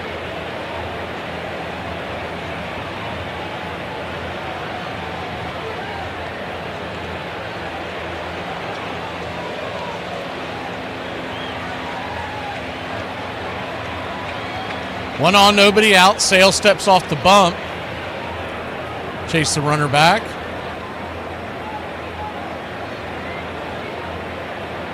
Good to see you, Lung. Lefty-righty matchup. Sale looking over at first base. He's leaning. First pitch on the way. 94 inside. It's 1-0. You know, once again, we didn't really finish the thought last night about it. The Yankees, what they're doing, waving their arms at second base, giving away signs. I thought A.J. Brzezinski said it best as the 1-0. Drifts in there for a strike. It's 1-1. Good slider. Basically what he said is you got to go out there and make them wear one. Or you step off the mound. I like this idea better. He said, you step off the mound like it's one of your moves. There's the 1-1. Swing, rips it down the line, foul, 1-2. And you tell the guy behind you, so just like the other day they were referring to Aaron Judge standing at second. He was flapping his arms like an eagle, right? Letting the batter know if it was where the ball was or what kind of pitch. He said if you step off the mound and say, you do that again, I'm hitting him. That'll stop it. The 1-2, swing and a miss. Strike 3. First strikeout since those first 8. 9 strikeouts on the night. And I agree with them. I think they were playing Detroit, or maybe I just think that because that's who they're playing now. But whoever it is, put them one right in the ribs. And the guy goes, well, it's not me doing it. Don't care, man. You get your teammate to stop doing it. First pitch on the way is 95 outside wide. It's 1-0. And then what they were talking about, they said, you know, the Yankees are doing this like they're a bunch of little leaguers out there. And they've gotten a little laxed on that, but you can't allow that if you're a pitching and catching battery to have guys constantly letting the other guy know what the pitch is. Everybody knows it's done, but it's got to be a lot more subtle than just throwing it in your face. Because I know they've given up a lot of stuff in baseball, but you give that up, and the throw over to first gets away, and he'll head on down to second. Horner.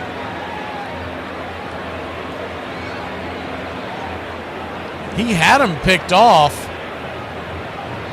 but Olsen trying to get the ball out of the dirt as it was a bad throw by Sale.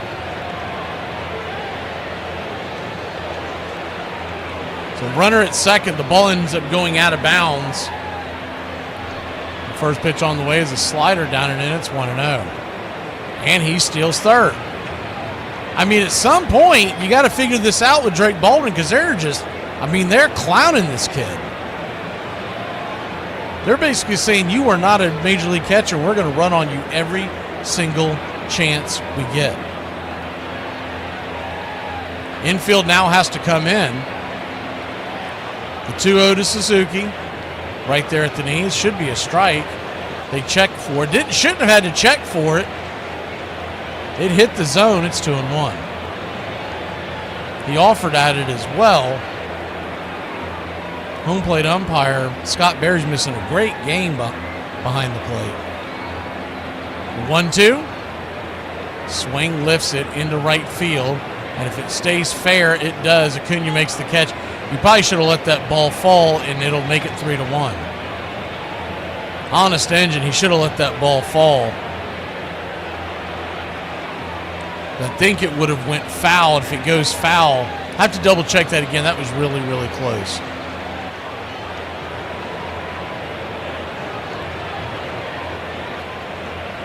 Yeah, they're showing the replay. He caught it right there on the line. It probably goes foul is what it looks like. So it's easier said than done to hold up on that, though. Carson Kelly, the batter, first pitch on the way, is 96 off the knees. It's 1-0. 3-1 your score.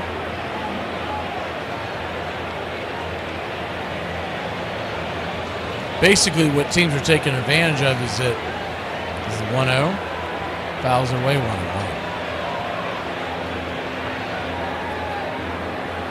It's more pronounced now because Smurf is gone for the season, and teams just know that every day Baldwin is an easy steal.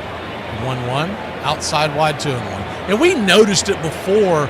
But now that you're seeing it every single night, you're like, my God, they're getting free bases left and right.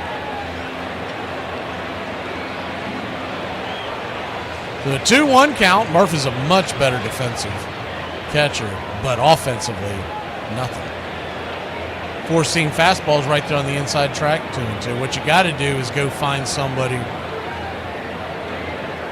I mean, what you may have to do when it's all said and done is you may have to turn Drake Baldwin into a DH, and that might be your answer for next year. And you say, Smurf, if you can catch, we'll get a backup catcher. Gives us some leeway, but Drake's going to be our DH because we just can't put him behind the plate. The 2-2 swing rips it into left field, down for a base hit, and now Carson Kelly with the second hit of the day. He hit a home run his first time up. He's now 2 for 3. We'll see if the catcher starts stealing on him.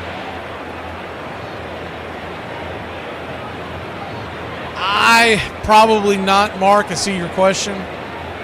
Just because most of your, unless it becomes a national story, most of your dopes that vote on it don't watch the games. So they're only looking at offensive statistics. First pitch on the way is a 79-mile-an-hour slider inside. Hit the zone. Didn't call it once again. Our good buddy Scott Berry back there, blind as a bat. It's 1-0. 1-0. Down and in. Did he go around? He did. That might have been a makeup pitch. Council's mad, but it might just be a makeup pitch for that awful call by Berry. Adam Beck might be down there going, I know Scott Berry sucks, so I'm going to give every leeway that I can, or we're going to be here all night. So the 1-1 count in the dirt, 2-1. Council's upset, but he wasn't upset about the gimme ball. But it really comes down to the individual voter, but I would say most of your voters, they have no idea this is going on. Most of your baseball voters, they watch their team. They have no time to watch other teams, and that's it. The 2-1 swing, chops it foul. But if it becomes a national story where people are like, man, they're running on him left and right, blah, blah, blah, blah, blah, then it could affect him. Because then if people start doing deep dives on his defense, they're going to be like, what the? 2-2 count.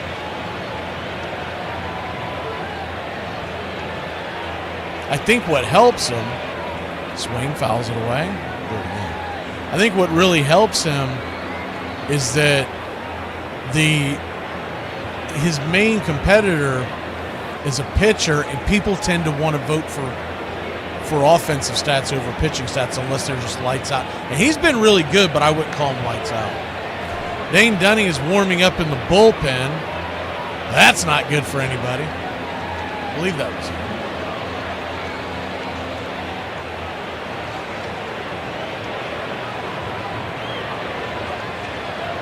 29th pitch of the inning. The 2-2. Swing, hits it on the ground over to Nacho. Nacho to second. 5-4 put out, and that'll finally end the inning. But Chris Sale's at 93 pitches, and that'll probably cook him. We'll be back in a flash here on Braves Country. I usually don't wake up grumpy. I let her sleep in for at least 5 more minutes.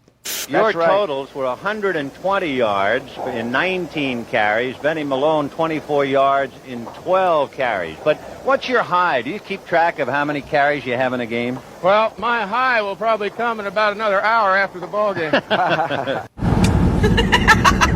The older I get, the more I understand why deer run in front of cars.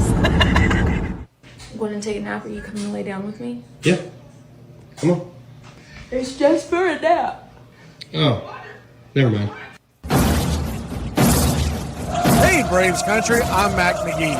Join us for Pitch by Pitch, Play by Play, the classic ball of Braves Country baseball. We're bringing you Atlanta Braves baseball all year long. Jump into our pregame show, Braves Country Today, just before first pitch. Stick around for the postgame show, Braves Country Tonight, where we will open up the phone lines and react to your calls or your comments all year long. That's Braves Country Radio, pitch by pitch, play by play, your home for the classic call of Braves Country baseball. Why is there a pancake in the silverware drawer? I mean, why is there silverware in the pancake drawer? It measures just 9 inches in circumference, weighs only about 5 ounces, and is made of cork wound with woolen yarn, covered with 2 layers of cowhide, and stitched by hand precisely 216 times. You're listening to Braves Country Radio. Please like and subscribe today. YouTube.com/@Braves Country.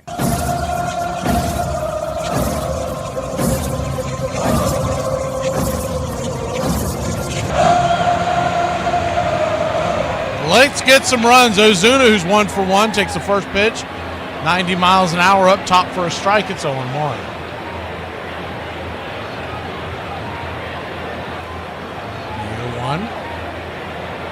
Swing, slaps it down the line, but just foul. Left field side. 1-2.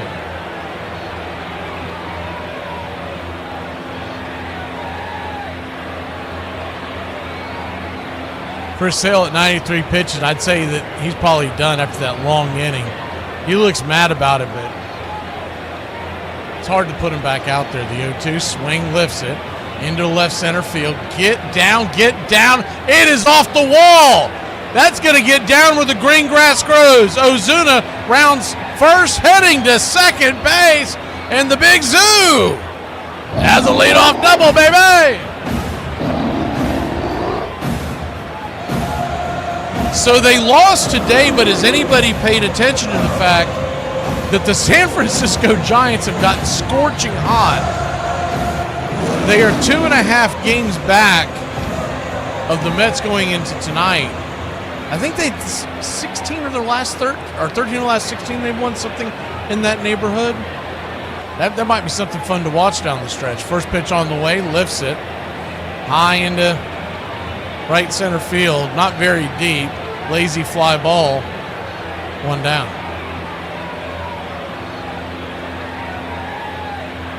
Nacho gets a double. He says, I'm done for the night. First pitch swinging. He goes about 1 for 4 every night. That's about right. He'll take the next 2 at bats off. 1 up, 1 down. Jerickson Profar. Profar pro bad. He hasn't done anything tonight. A strikeout and a fly out. Righty lefty matchup. The Reds are right there too. They're 3 games back in the Mets. Final wild card spot. The Cubs and the Padres are running away with the top 2 spots. Cubs probably aren't that far away. I don't know what their magic number is, but it can't be that big. The 0-1 count. Kicks and fires. 82 at the knees. Change up. It's 0-2.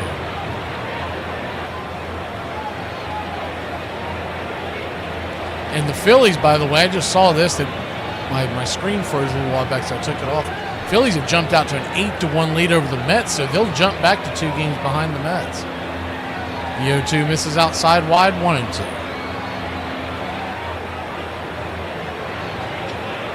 1-2 count.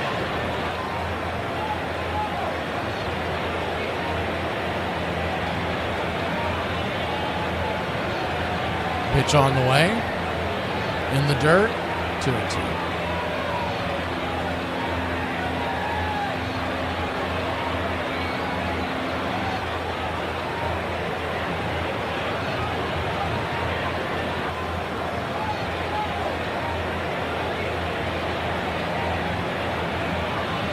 The 2-2 swing. That ball gets through the hole. Base hit.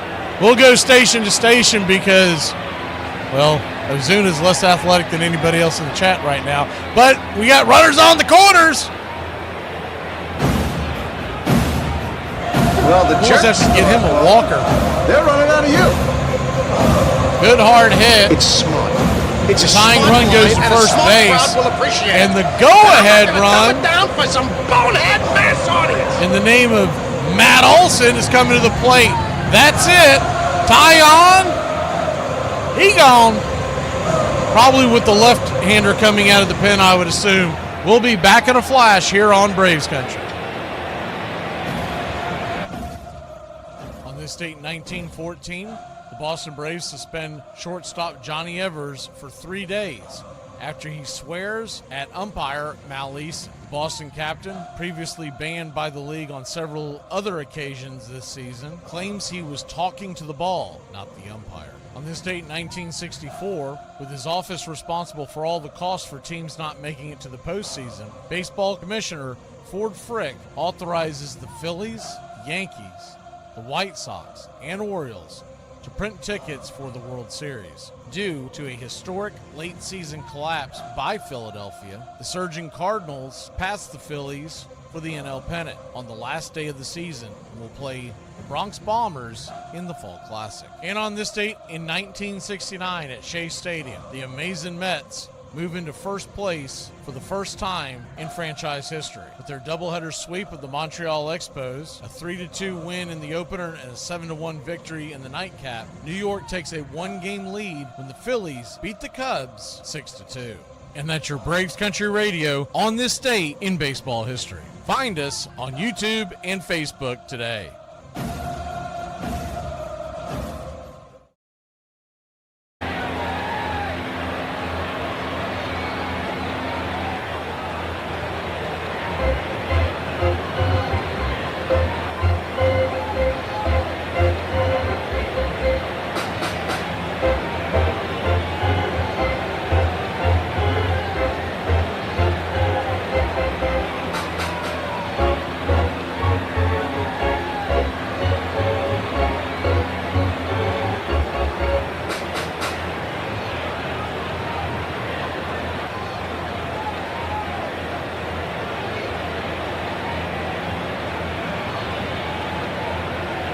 Welcome back. First pitch on the way to Matt Olson. Pops it up high into center field. That should get a run home even though it's Ozuna. He'll tag up. Here comes the throw as he trottles on home, and it's 3-2. Olson was disappointed. He was wanting pay dirt, but he did get the run home and cut the lead in half. That's not nothing, even though I know he's disappointed. This is not watered down. This is Ice House. Ice House. Smooth as it gets.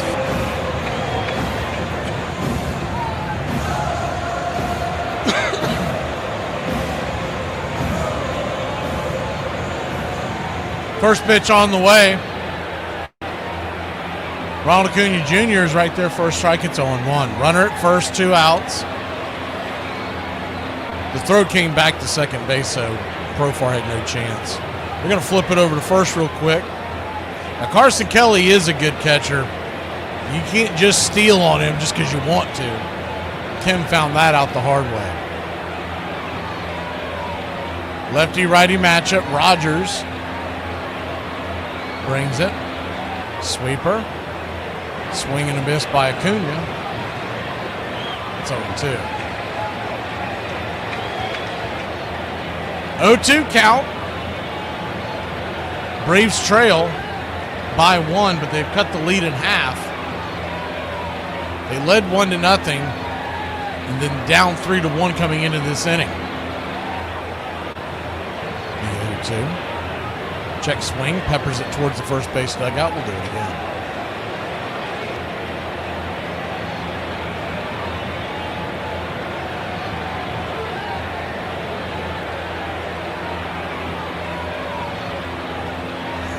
The 0-2 count. I'll always take a half-eaten single. Thanks for that. Pitch on the way. Swung on, chops it over towards short. Dansby fires it over to first. 6-3 put out. That'll end the inning, but not for your Atlanta Braves. Cut the lead in half. We're climbing back into it as we go to the 6th inning.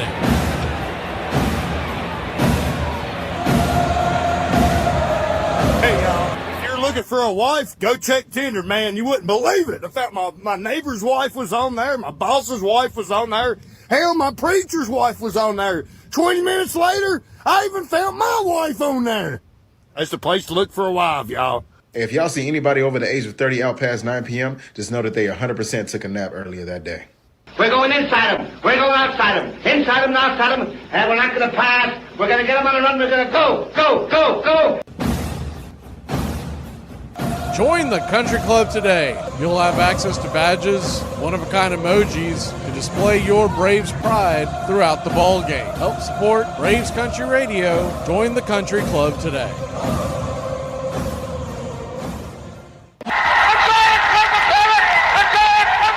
Baseball history, May 7th, 2003. A man in violation of his parole was arrested at Cincinnati's Great American Ballpark after the man's parole officer saw the wanted man kissing his girlfriend on the stadium's live kiss cam. Don't be open-minded. Make the same mistakes your father made. Be a man. Hey, can I tell you one thing? That's 3 holding penalties on one football team in a quarter and a half. That ain't funny. Somebody just offered me $1,000 for pictures of my feet.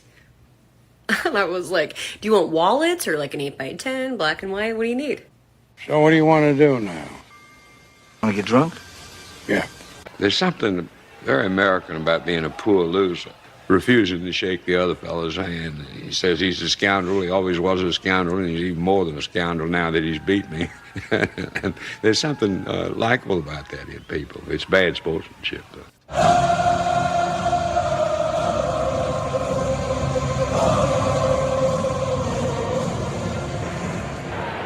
Welcome back. Peter, I briefly saw your post, and then I can't find it, but first pitch on the way from Pierce Johnson. He swung on, he dribbled on the ground over to short. Kim fires it to first. 1 pitch, 1 out. Pierce Johnson in for Chris Sale. The Braves trail 3-2. You were talking about Nacho Alvarez. I thought I saw you put the end of the series, but I might have misread it wrong, but it's the end of the season that he's going to the Arizona Fall League. Righty-lefty matchup, first pitch on the way. Curveball at the knees. It's on 1. That's only so that he can make up for all the time he missed with injury, so he can get more at-bats in the Arizona Fall League. That's all that is. The 0-1 in the dirt winner.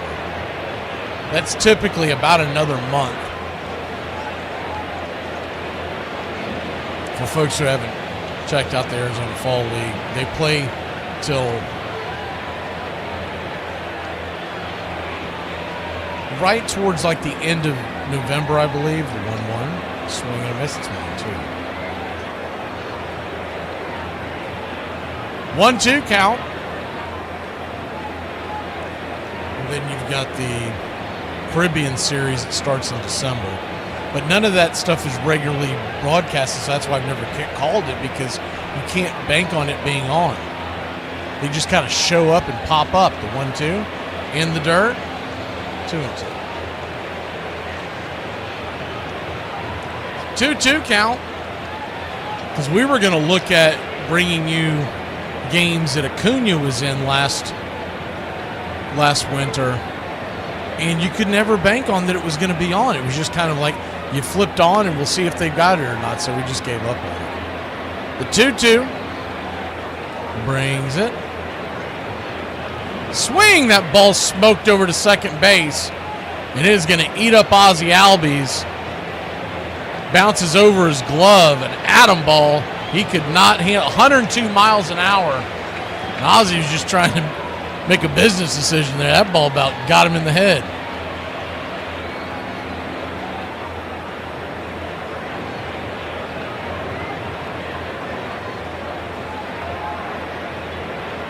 One on, one out.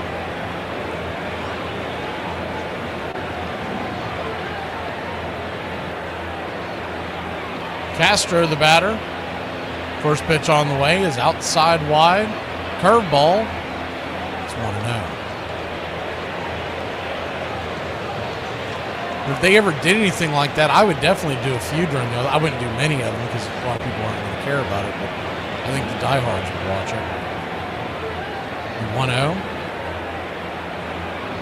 Outside wide, 2-0. But you never know with the new deal they're doing with ESPN and everything like that. Maybe that'll change. Maybe they'll start carrying that. This MLB channel's got to be. They ain't gonna have anything to show. The 2-0 count. Swing and a miss. 2-1.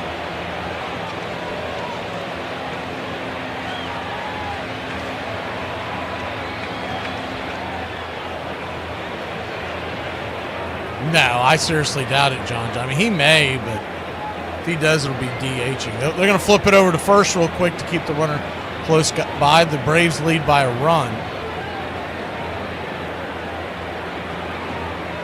I would be utterly shocked. Man, that was close. I guess he just got underneath it. The 2-1 pitch, swing, slaps it through the hole, and Alvarez can't come up with it. Maybe send him to Arizona Fall League, learn how to play defense. 2 on and 1 out. Once again, putting that man over there where they put him, he has no range. It makes 0 sense for him to be over there. Honestly, if you're going to have Kim nowadays, I wouldn't mind seeing later in the ball games, maybe not in this stance, but later in the ball games, start putting Nick Allen over there at third because he's got a lot better range. First pitch to Pete Crow Armstrong is a 4-seam fastball right down the pipe. It's 1.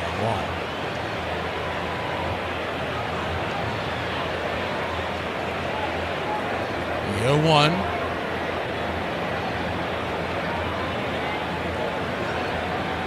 Brings it. Top of the zone, curveball, 0-2.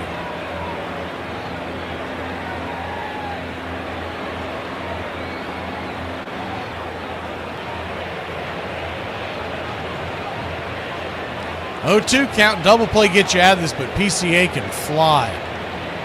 The 0-2, swing, bangs it over to first. Olsen, his only play is going to be to toss it to Pierce, who's covering the bag. 2 down, but now the runners move up to second and third, and a single to break this game open to a 3-run lead.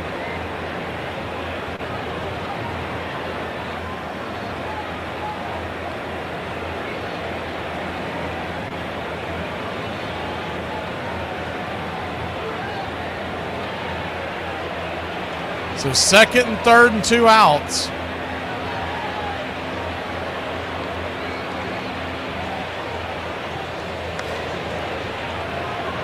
Righty-righty matchup. Nico Horner is 3 for 3. First pitch, 93 right down the pipe. That's living dangerously, PJ. It's 0-1.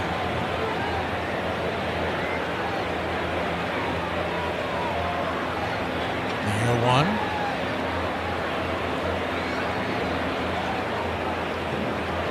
Brings it. 95 misses high, 1-1.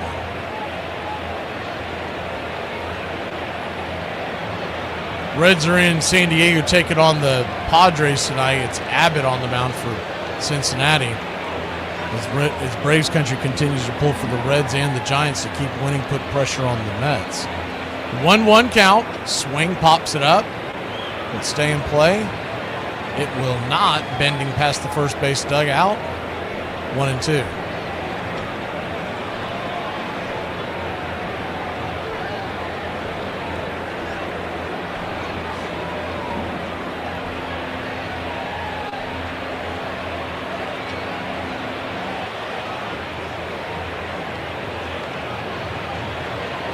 The 1-2. Trying to get him to chase a curveball down and in. 2-2. Game 3 of a 3-game set, the rubber match. Braves are off tomorrow, and then we welcome in the Houston Astros Friday night, Saturday night, and Sunday afternoon. The 2-2. Trying to get him to chase. Full count. Standing on deck is Ian Happ. He's 0 for 3. And he may be more willing to pitch around him, not give up the base open. The 3-2. Caught looking strike 3. He laid a teardrop there, and Nico Horner just froze. Wow. We'll take it. We'll be back in a flash here on Braves Country. What is this? You're going to wear this to the show. You're going to wear the shirt of the band you're going to go see. Don't be that guy. Hey, Star Wars or Star Trek? I like Star Wars. It's the same thing. It is the same thing. It is, yes, it is. It is the same damn thing. It's the same thing. They fly around in space. They have shields. Shield. Yeah. Hey, Braves Country, I'm Mac McGee. Join us for Pitch by Pitch, Play by Play, the classic ball of Braves Country baseball. We're bringing you Atlanta Braves baseball all year long. Jump into our pregame show, Braves Country Today, just before first pitch. Stick around for the postgame show, Braves Country Tonight, where we will open up the phone lines and react to your calls or your comments all year long. That's Braves Country Radio, pitch by pitch, play by play, your home for the classic call of Braves Country baseball. You standing like that? Because I'm your big brother, dude, and I'm the boss of you. Where is this coming from, man? You are not our big brother. Yes, I am. So get me a beer, little bro, before I give you a serious noogie. Dude, I swear to God, if you try and give me a noogie, I will yank your underwear over your head so hard, your ass will rip in half. Heyo! What's up? Can I ass rip in half? Like tissue paper. So I told Courtney, smack me and see what I do. Did she smack you? Yeah, she smacked me. Did you do something? Yeah, I did something. What'd you do? I cried. I cried for like 15 minutes. Baseball was mighty glamorous and exciting to me, but there's no use in blinking at the fact that at that time, the game was thought by solid, respectable people to be only 1 degree above grand larceny, arson, and mayhem. And those who engaged in it were beneath the notice of decent society. Connie Mack.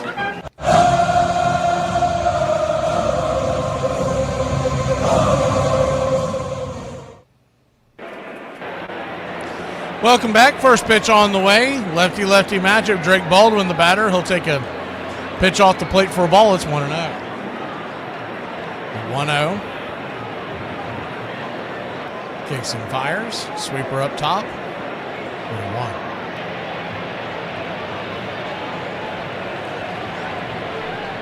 Don't think we've played the ad so far, but there's the 1-1 pitch. Swing and a miss. Chase a sweeper down and away. They do have a right-hander warming up in the bullpen. Kim on deck. He could be coming in. Though Harris is due up fourth, and you got Ozzie the switcher, so you never know how they're going to play this. The 1-2 from Rogers. Kicks in, fire, swing, bangs it on the ground over to first. He's got it. G3 in your scorecard.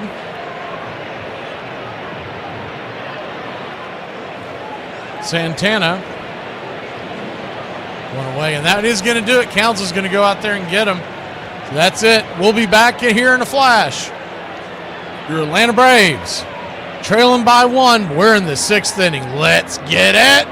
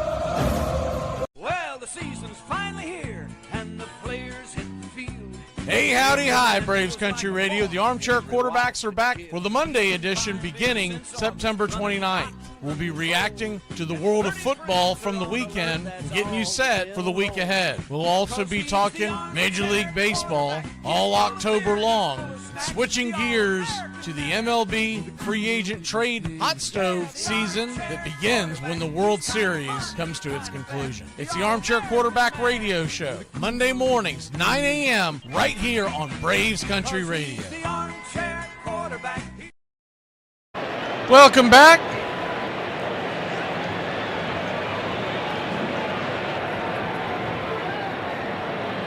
Right-hander, Hodge coming on the mound to face Kim.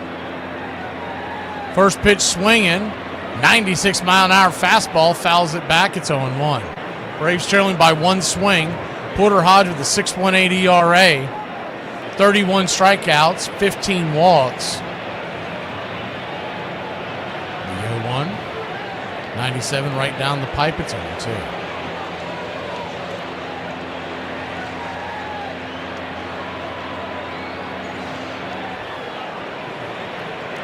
The 0-2 count.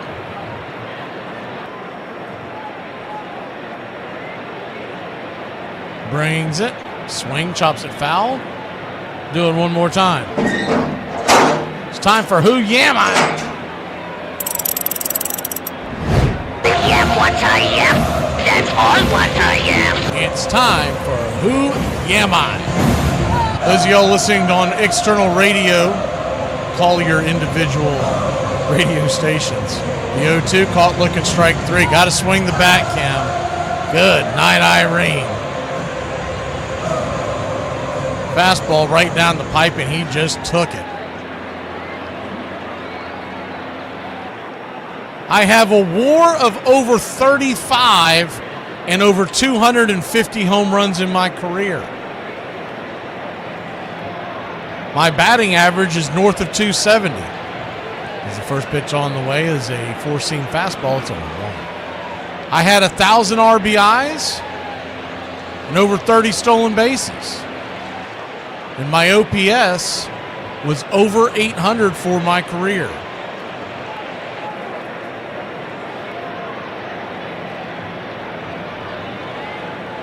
The 0-1 pitch in the dirt. 1-0. I was born in the hometown of the team that I am known for and played for my entire career. The 1-1 swing, chops it foul. It's 1-2. And I am in that team's Hall of Fame. I've got 2 World Series rings, and I played in the infield.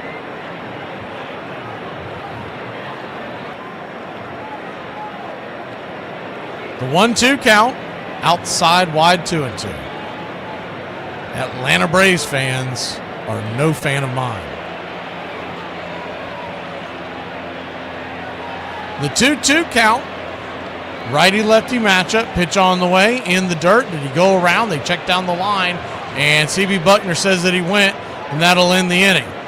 Well, 3 up, 3 down. Braves didn't get anything done on a guy who's got an ERA north of 6. We'll be back in a flash. We can't Ruby Dern your frazzle dazzle. Cars from all over America come to find a new home in Florida, just like you. I moved here after the draft, football. I noticed there was one thing missing from this great town, a celebrity-endorsed used car shop. That's why I founded BJ's Used Autos. Every one of these beauties is freshly painted. They look brand new. We have new models coming in every morning, usually around 2 a.m. We can get you anything. And if you see a car of your dreams, tell us. We can acquire it for you. I've taken the skills I've learned as a pro football player to the used car business. Smash, grab, and run like hell. I'm tackling low prices with hot cars. 2 teams dominated the 90s, the Boston Bean Eaters and the Baltimore Orioles. Boston, led by Billy Hamilton and Hugh Duffy, pioneered what would be called the inside game. But the Orioles perfected it. Sacrifice bunts, squeeze plays, double steals. They fought and struggled for every run. In an era of dirty baseball, the Orioles delighted in being the dirtiest. The Orioles were one of the greatest teams ever assembled. Dan Bruthers, the broad-shouldered first baseman, was the greatest power hitter of the 1880s, bettering 300 in 14 seasons. Wee Willie Keeler in right field was the game's preeminent place hitter. Asked for the secret of his success, he answered, "Keep your eye clear and hit them where they ain't." He once managed at least one hit in 44 consecutive games. The shortstop was Huey Jennings, known for his distinctive yell as "Ee-ya." In 1896, he hit .401, stole 70 bases, and set a record in his specialty. He managed to get hit by pitched balls 49 times. Between seasons, he practiced law.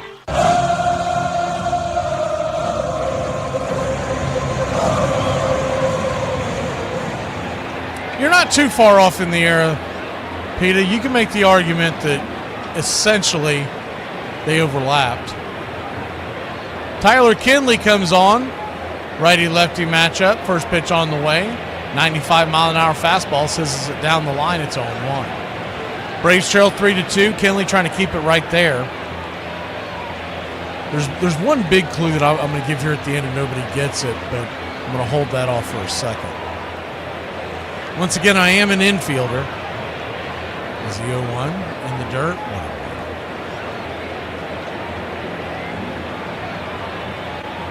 1-1 count.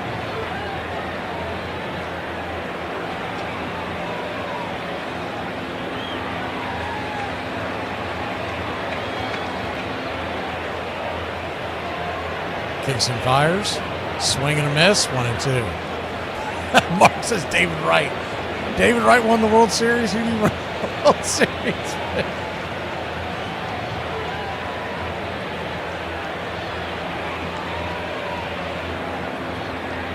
One-two count. Inside, swing and a miss, strike three. I think I said it, but I have 2 World Series.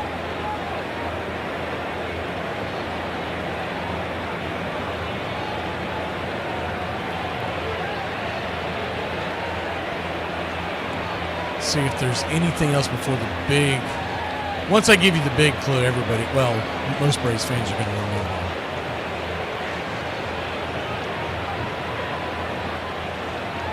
First pitch on the way is 94 on the outer edge. It's 1-0.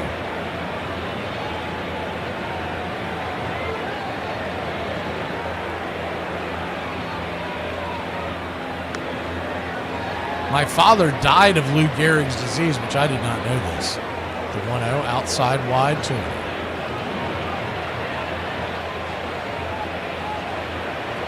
I'm an avid hunter and fisherman. Hosted a local television show talking about the outdoors. And 2-0, outside wide, 3-0.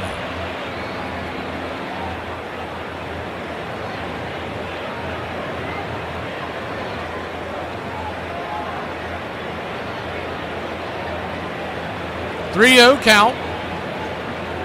Outside wide, ball 4. So a 4-pitch walk to Suzuki after the strikeout, and there's 1 on, 1 out to start the 7th for the Cubbies. All right, here are the last 2 big clues, and I think y'all will get it after this. The first one is I served as an unofficial consultant from the baseball movie Little Big League, and if you know what that's about, you know which team it is. And I was a dirty bum who pushed Ron Gant off of first base in the World Series. The first pitch on the way to Kelly swung on and popped up high and deep into center field, drifting back on the track, making the catch for a loud out number 2 is Michael Harris. I was a dirty bum. Ron Gant was shoved off the base, ball in mitt. First base in the 91 series against the Braves and my Minnesota Twins. Kirby Puckett was our first baseman. The pitch on the way, swing and a miss. It's 0-1. There we go, Uncle Charlie. That Google machine finally worked for one of y'all. Uncle Charlie got it. Kent Herbeck. Yep, what I am. That's all what I am. The 0-1, swing and a miss. It's 0-2. Will never forgive Kent Herbeck for that. Ever. That's still in my craw. The 0-2 count. Kenley steps off the bag. The runner had to go sliding back in. Suzuki had himself a heck of a lead. But he spun around to the point where Kenley wasn't able to make the throw over there without causing problems, but he was taken off.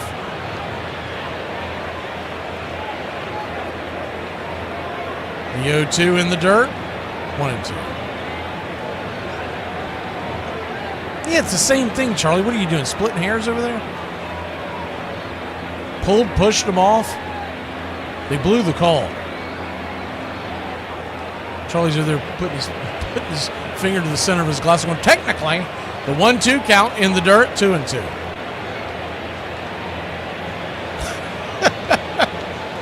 Exactly, John. Fire Herbeck.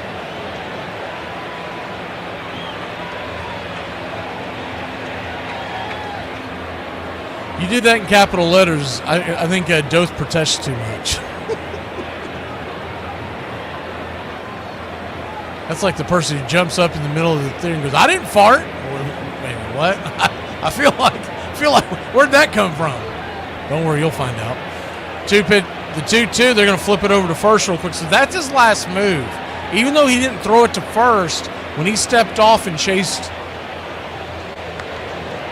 Suzuki back, so Suzuki knows that he's most likely leaving.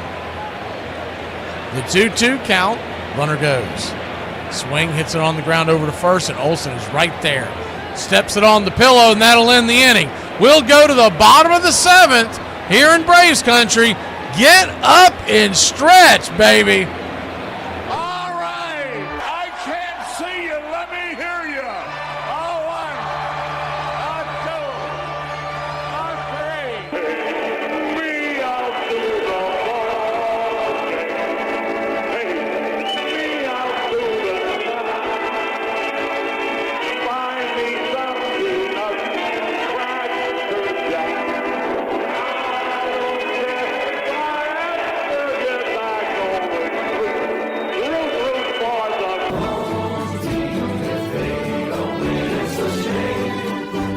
1, 2,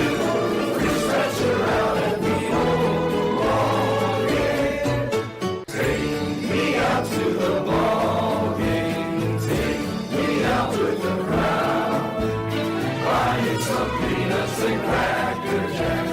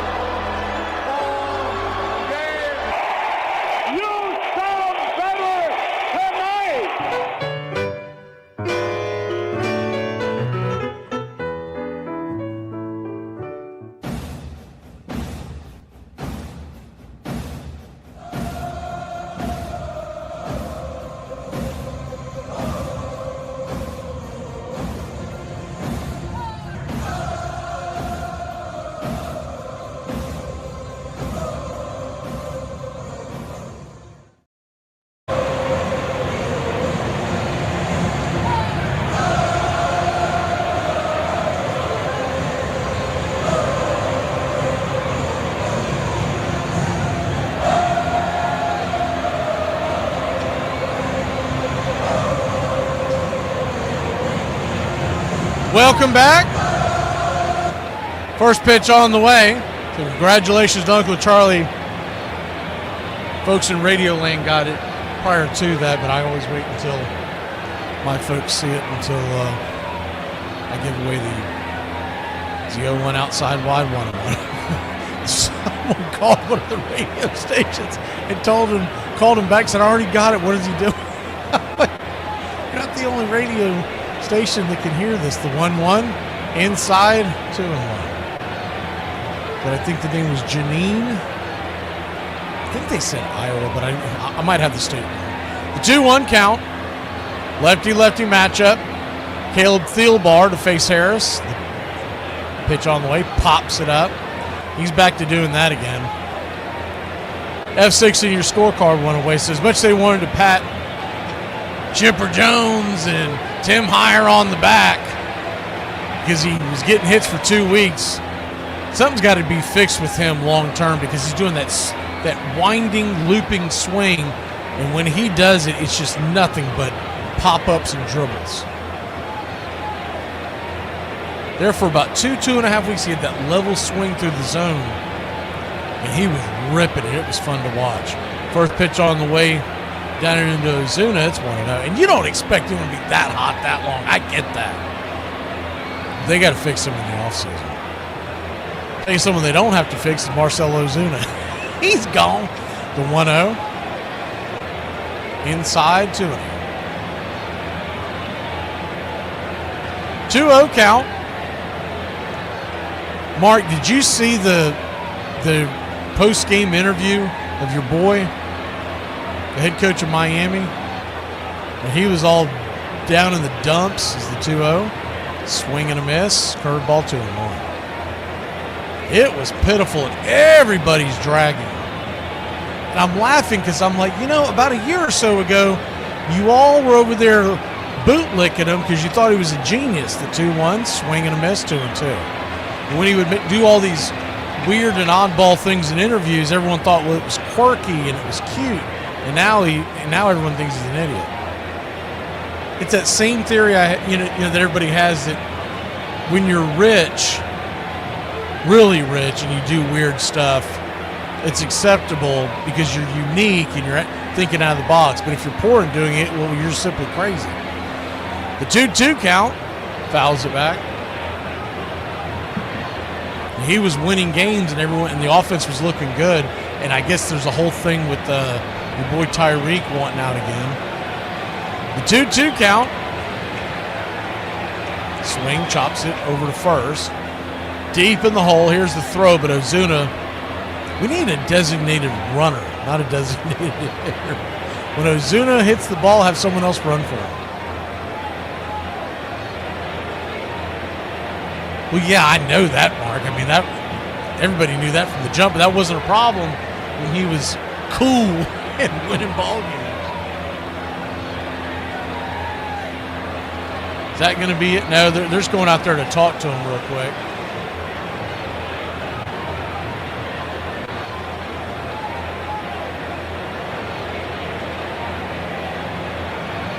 Eli White is in to pinch hit for Alvarez.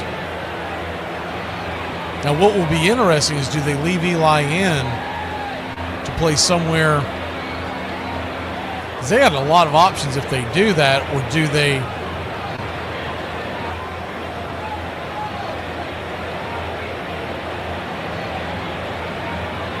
I think this may just be a pinch hitting role. He has played third before, he just doesn't play it much. Most likely it would be Bruhan going to third, but it could be Nick Allen. Lefty-righty matchup. First pitch on the way. Outside wide for a ball. It's 1-0. This is another guy that they need to bring back for depth on the bench. When Eli White and Nick Allen are bench guys next year and not looked upon as everyday starters to start the season, your team looks a lot deeper going into March. 1-1 count.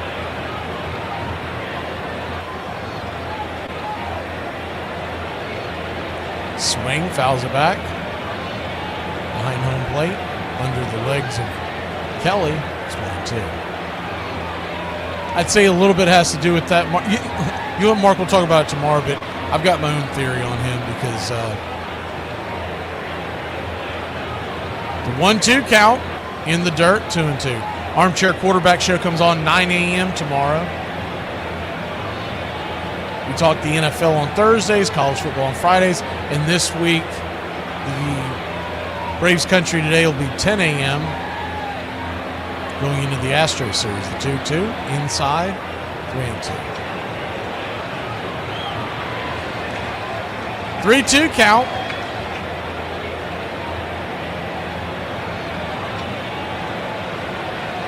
Eli with 8 home runs on the year. The pitch, swing, fouls it back. We'll do it one more time.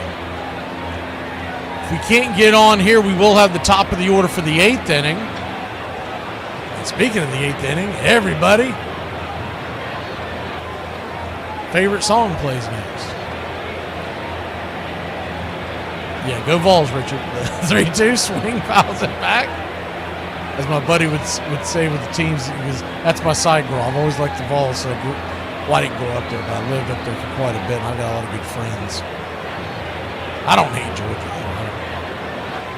I pulled for them when they played Florida in the big game one year down here. The 3-2, swing and a miss, strike 3, and that'll end the inning.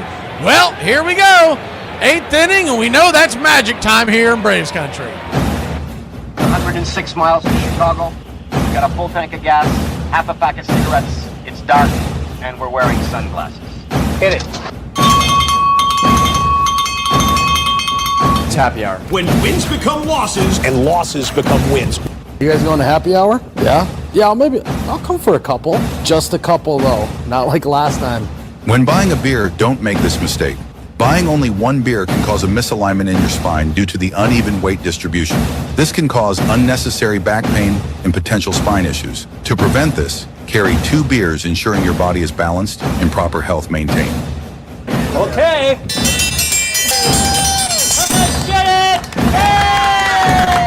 Afternoon, everybody. Put my pants on, one leg at a time. Guess what? I got a fever, and the only prescription is not... Ladies and gentlemen, we interrupt our program of dance music to bring you a special bulletin from the Intercontinental Radio News. You're in Braves country. Drink a beer. Salute. They're making it laws where you can't drink when you want to. Pretty soon we're going to become this country. Oh, yeah. I mean, the Lord. You gotta understand it. We're on a mission from God.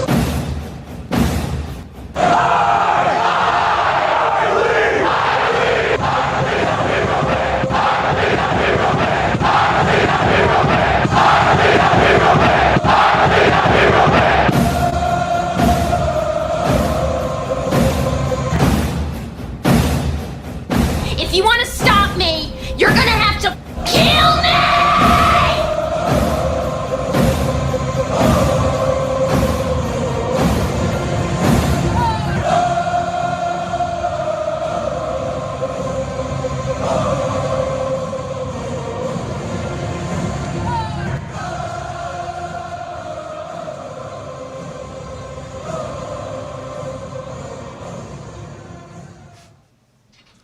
First pitch from Kinley to Swanson, misses for a ball. It's 1-0.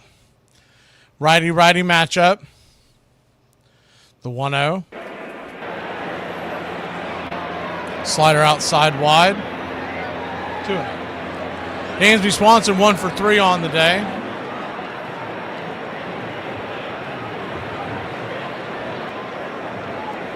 Righty-righty matchup. The 2-0. Slider right there for a strike, 2-1. 2-1 count.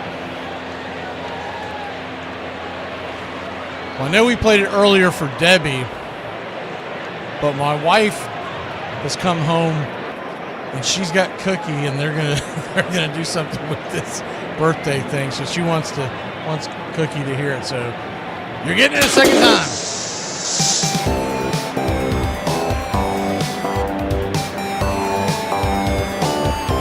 The 2-2 count.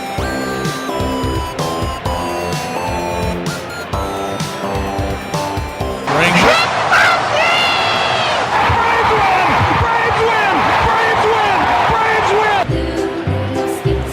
The 2-2.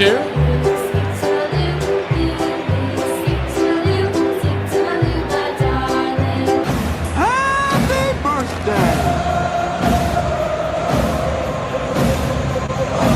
2-2 count. Did he go around? Looked like he did. He did. Smoke him if you got him. He got him. Strike 3. Man, I really like this Kinley guy, man. I'll tell you what. Hopefully everything works out with him health-wise and everything next year. Him and PJ rocking out of the bullpen with that slider and that curveball combo. Looks like they're going to go get him. And Dylan Lee's going to come out of the pen. Hey, we might be trying to chase a win tonight. We'll be back in a flash here on Braves Country.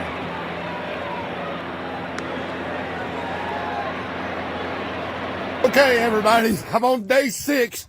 I'm walking from Virginia to Texas, and now I'm going to cross the Rio Grande and get to Mexico and give up my United States citizenship to break back into America so that I don't have to pay taxes and get free housing and free all kind of But listen, I got to start working on my Spanglish. Amigo. Well, I have a date too. Who is it? What's his name? His name is not important. What's important is he's better than you in every conceivable way. Well, damn, that could be anybody. I'm a girl mom. Of course it feels like I'm in the mirror arguing with myself every day. I'm the one she's talking about, and I get it from my mama. I'm a girl mom. Of course she steals all my shampoo, my conditioner, my makeup, my shoes, my socks, and anything else that's hers that she decides she wants to claim. We have to share. She be trying to be selfish. I'm a girl mom. Of course she's my little broke best friend. Of course I'm her broke best friend. I'm a girl mom. Of course I hide in my car and eat snacks so she don't steal them. I'm a girl mom. Of course I can't like the friends that she doesn't like anymore. If I don't like you, she can't like you. I'm a girl mom.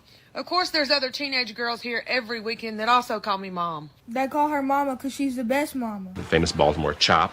They would intentionally hit down on the ball, hoping to get a large bounce, which would give the runner time to make it all the way to first base before the shortstop or second baseman could even field it. They would, opposing teams to combat this would flood the area in front of home plate so that when they hit down for the Baltimore chop, the ball would just stop there and the catcher would pick it up and throw the guy out at first. It was an entire Welcome back. Strategies, tactics. First pitch on the way is down and away for a ball. It's 1-0. That really defined baseball at the time. Lefty-lefty matchup, the 1-0. Michael Bush fouls it off the plate, 1-1. Bush is 1 for 1 on the day. He came in for Turner, single to right his first time up. On deck is Castro. PCA in the hold, 1-1. Just misses outside to him. Braves played Astros this weekend. The 2-1 pitch. Right there at the knees. 2-2.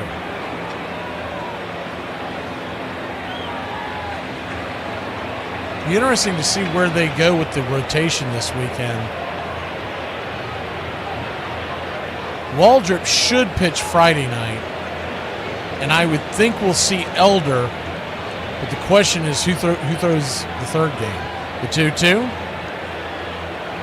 Bang! Got him on the corner. Caught looking strike 3. He got caught watching the paint dry, 2 down.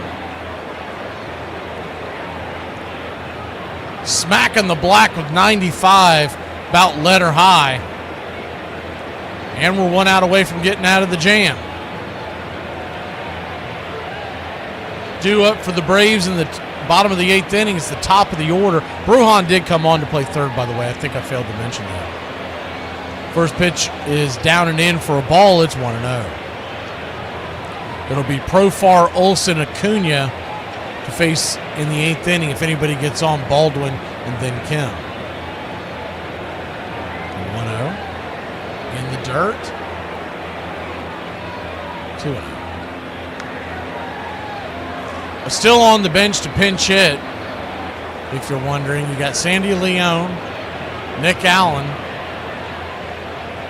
Jake Fraley. The 2-0. Swing, hammers it over to third. Brujan's got it. Fires it across the diamond. A laser! 5-3, and that'll end the inning. Cubs go down 1-2-3. We'll grab the bats and see if we can take the lead here in Braves country. All right, you got 25.87. Not for long. I make bad financial decisions. Are you stressed out? Yeah. And you could use a vacation? Yes. Introducing planning a trip with friends. What's that? It's been a stressful few months, so what better way to relax than going on a fun trip with your group of friends? That sounds like a great idea. How does it work? It's simple. Come up with an itinerary, pitch the plan to your friends, watch them be sort of interested but non-committal, and the trip never happens. Wait. That's right, dork. Did you forget that all your friends have good jobs and relationships and you have neither? Of course they're too busy for your cabin weekend idea. I used to think that my friends and I would be going on fun, extravagant trips as we got older, but instead I see them once every 5 months. Try it today. Look, dude, I feel guilty all the time for my thoughts and urges, but I'm not going to talk to a therapist who's going to make me, deal with it and confront those issues. Fatigue makes cowards of us all. You can't play fatigued. Therefore, it's up to you to be in prime physical condition. You've got to keep yourself in prime physical condition because a fatigued player is a coward. He batted .321 or better over 9 consecutive seasons and stole 436 bases. Although he was short and weighed barely 120 pounds, he tripped opposing runners on the base paths, blocked them, spiked them, and rarely complained when they did the same to him. We'd spit tobacco juice on a spike wound, he remembered, rub dirt in it, and get out there and play. Mayhem seemed to follow John McGraw wherever he went. When he got into a fist fight with the opposing third baseman in Boston in 1894, both benches emptied. Fans began brawling. Someone set the stands on fire, and the entire wooden ballpark and 170 neighborhood buildings went up in flames.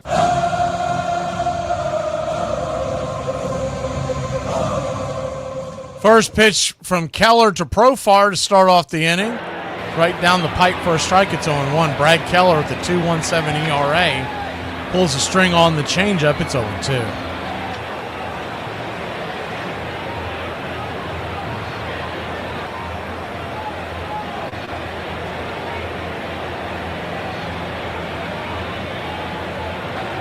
The 0-2 count.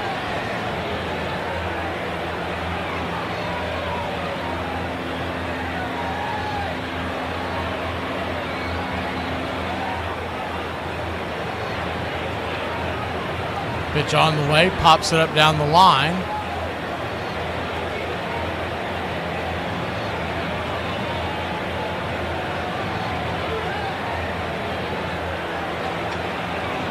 No 2 count.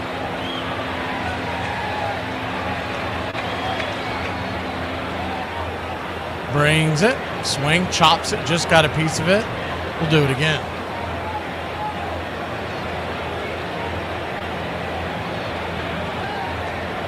Cubs 3, Braves 2. The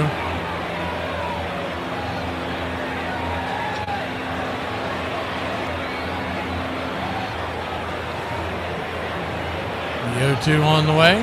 Outside wide, 1-2.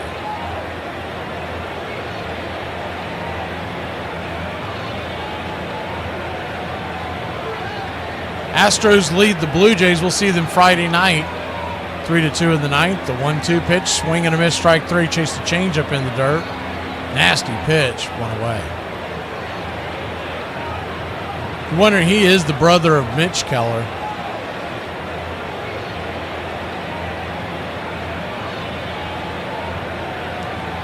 He struggled as a starter, but he's having a heck of a year in Chicago as a reliever. First pitch swinging by Matt Olson. He'll slap into the left field. That's down for a base hit. And we got a 1-out single by the Ice House. That's not nothing. This is not watered down. This is Ice House. Ice House. Smooth as it gets.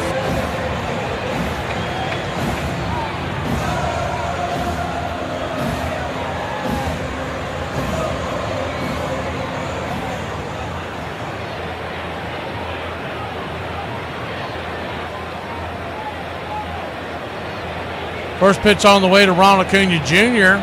is a sinker out of the zone. It's 1-0. The 1-0. Down and away, 97 miles an hour.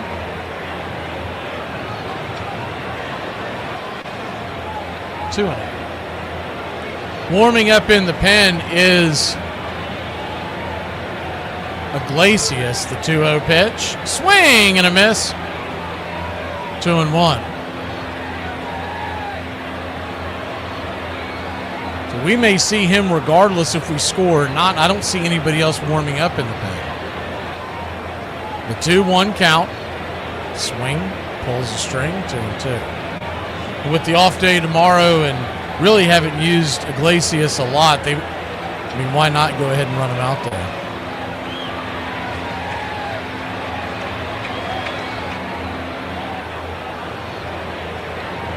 The 2-2, swing, hits it up the middle. It's going to be shoveled by Dansby, so it's going to be a 6-4 put out, but Acuna will beat out the relay to first. He'll switch positions. Acuna will now be on first with 2 outs, and Olsen will head to the dugout. But really what that does is now if one gets down into the gap, we've got a much better chance of scoring. And we all know we've seen Acuna score on a single from first with 2 outs. So you never know. First pitch to Baldwin. 98 misses outside wide. It's 1-0. Righty-lefty matchup. The Drake 0 for 3 with a strikeout, a fly out, a ground out. The 1-0.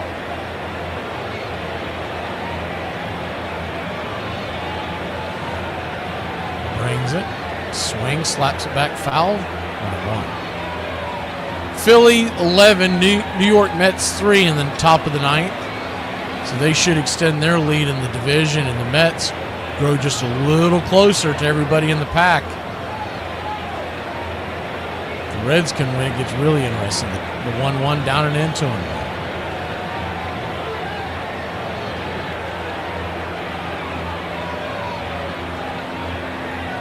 The 2-1 count.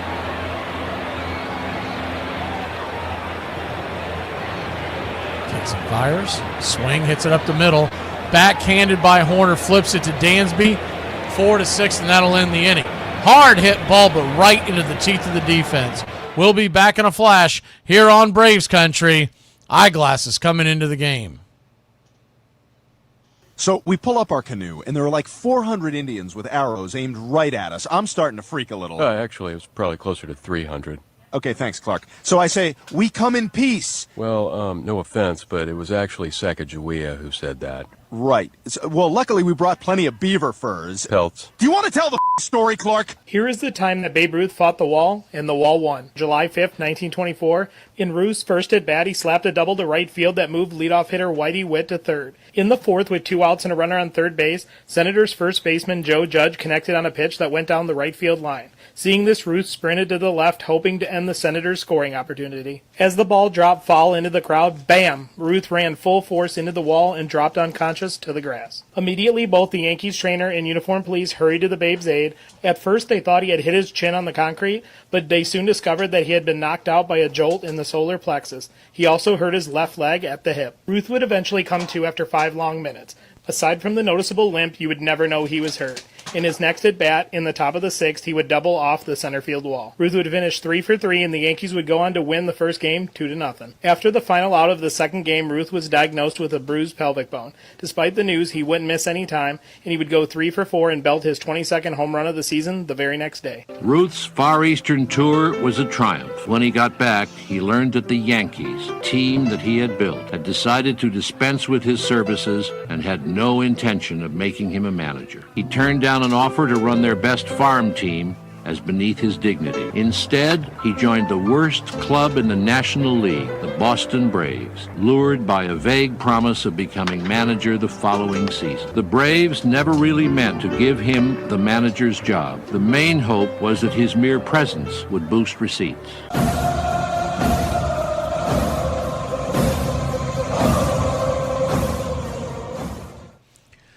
Raziel Iglesias comes on for your Atlanta Braves. Face Pete Crow Armstrong. First pitch, 4-seam fastball, misses high and out of the zone. It's 1-0. Righty-lefty matchup, the 1-0. Down and in, 2-0. Ball goes to the backstop.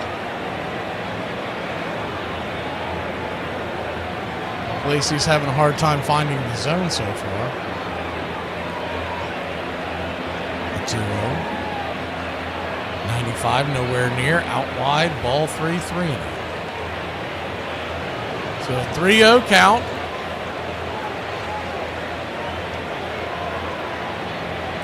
Jackson fires. Ball 4. 4-pitch walk to start it off. Isn't that grand? And PCA, though he can't hit worth a lick nowadays, he's got incredible speed. So he'll be out there at first testing the non-arm that we have of Drake Baldwin. So buckle up, Braves country. You needed to keep that guy off the damn base pass. I don't know why he couldn't find the zone, but nibbling against that guy is not the ideal.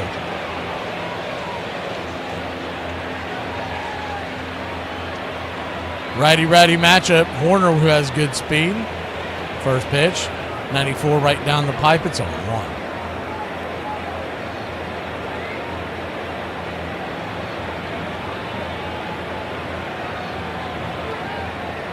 The 0-1. Swing. Chops it over to short. 6-4 put out. And bangs into Ozzie Albies. It's out. He's out. Wonder if they may... And that's just a good old-fashioned hard slide, but in today's baseball, you never know if they're going to challenge that for interference. I don't think he did anything malicious. I think it was just a good hard slide at second. I don't believe they were ever going to be able to double off Horner either. But Ozzie walks it off, first pitch going, and he'll throw it down to second base, and he got him. Smoke him if you got him. He got him. Drake Baldwin's been being embarrassed all series long. He finally got the runner. Yak him. He threw an absolute pea down to second base, and Kim applied the perfect tag. 2 down. Didn't hurt either that he didn't get an off-speed pitch on that one. The first offering off of the 0-1 is a changeup, swing and a miss. It's 0-2. He got a 94-mile-an-hour fastball right down this heart of the plate, and Happ was taken all day as the 0-2 pitch slapped into right field. Acuna's got it, staring down Happ, see if he wants to run towards second. Happ says no thank you, and he will stay right there, and he'll see if he can steal a base on Drake Baldwin.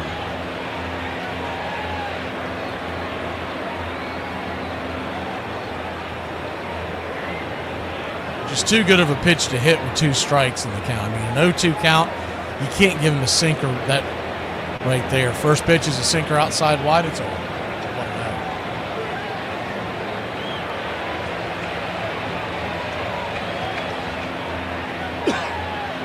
The 1-0. Sinker at the knees, 1-1. 1-1 count. In the dirt, 2-1.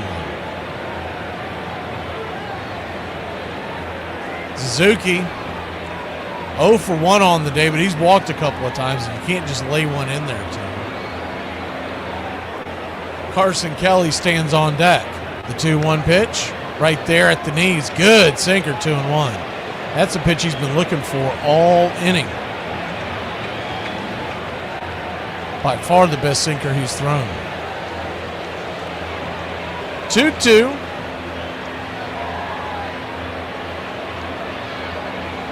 Brings it. 3-2. Full count now. The runner's going to be on the move anyways. On deck is Kelly. He's 2 for 4. The payoff pitch. Runner goes swing, rips it into left field. Through for a base hit. Here comes Profar. He'll get it into the infield. Over to second base, but the runners go first to third, first and third. The runner being on the move, Profar had no chance of slowing him down. So big spot here in the game. Braves only down a run, but Glacius got to keep them where it's at. Carson Kelly 2 for 4 with a homer in the 4th. A single in the 5th. He's also struck out and flew out. On deck is Carlos Santana. In theory, you have a base open. You don't have to pitch to Kelly. You can pitch around him. First pitch on the way. 96 just misses outside. It's 1-0.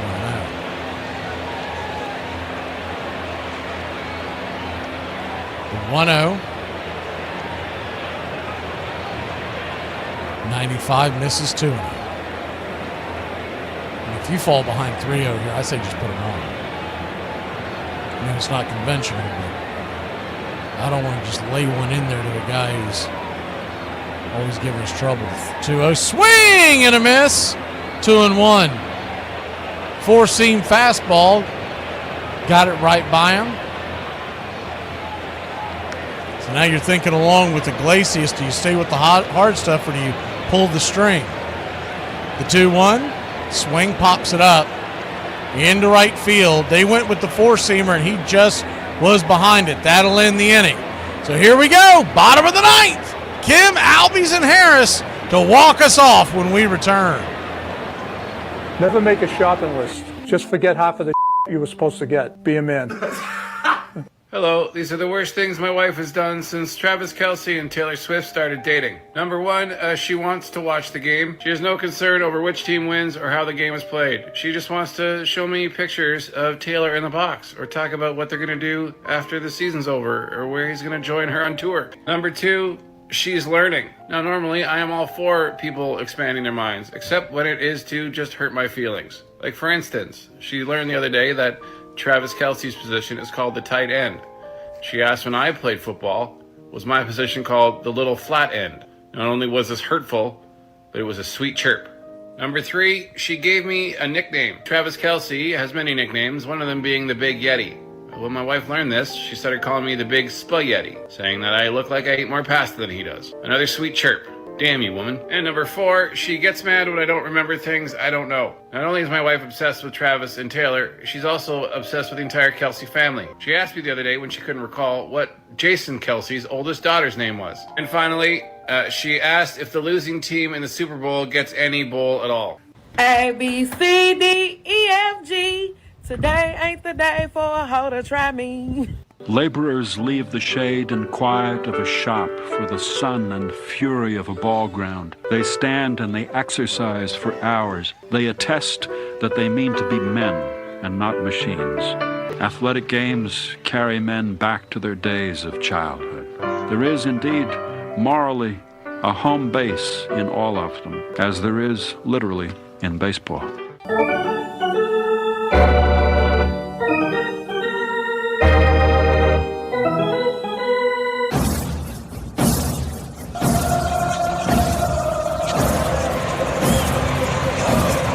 Ha-Sung Kim, the batter.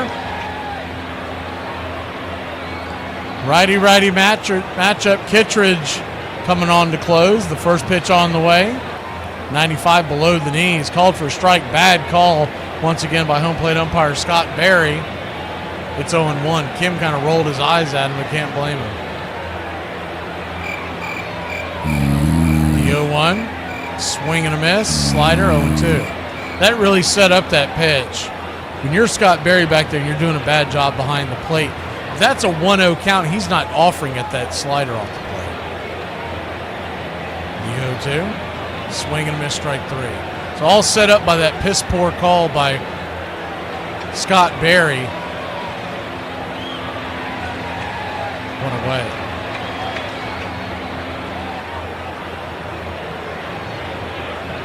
One up, one down.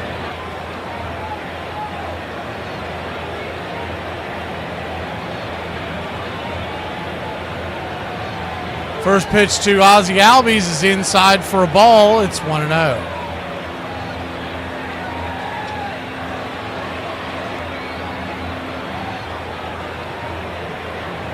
1-0.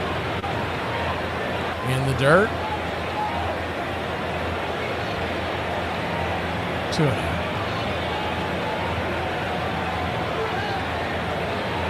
You wonder why they're running on Drake Baldwin coming into tonight's game, and we all know they put it on him. He has thrown out just 11.5% of the runners that have stolen on him.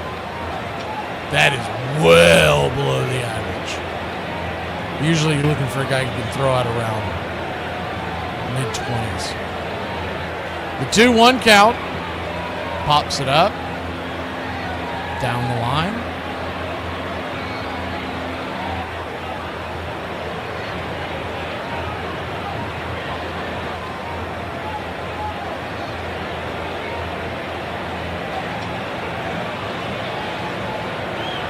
The 2-2.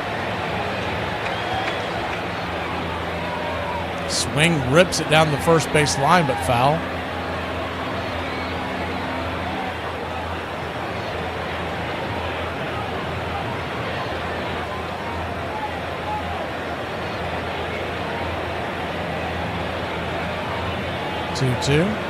Swing just got a piece of it. Maybe knocked a stitch or two to smack it back to the backstop. Standing on deck is Michael Harris. A bloop and a blast walks us off into the night. The 2-2. Swing rips it over to first. Backhanded by the first baseman, Santana. He'll leap to his feet. Underhand it. The Kittredge covering the bag. 2 down. Good defensive play over there by Santana.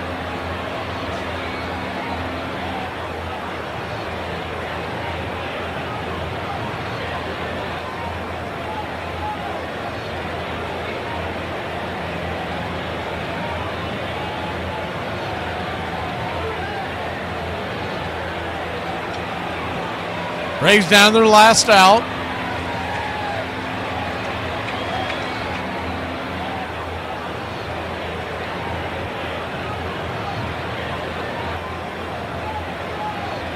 Going out there to talk about it as Harris comes to the plate.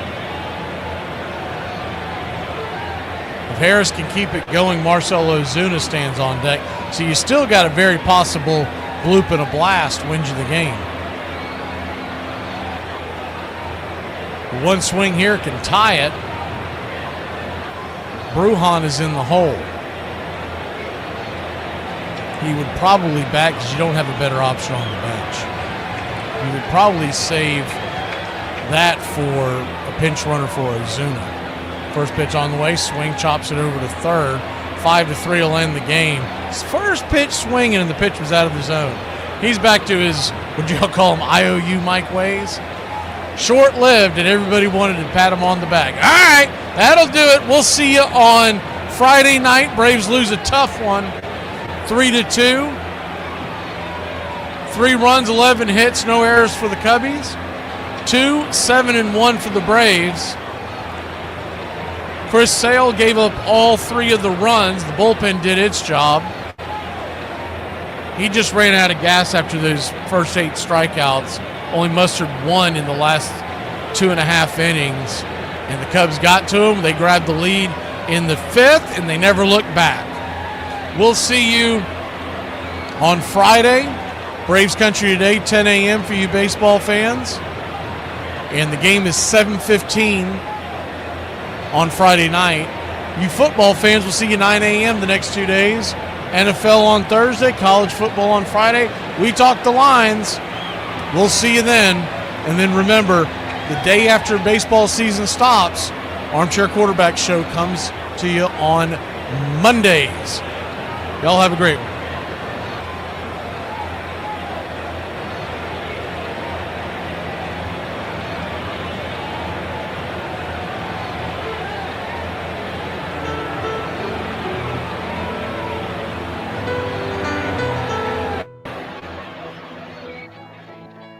KC at the Bat by Ernest Lawrence Thayer.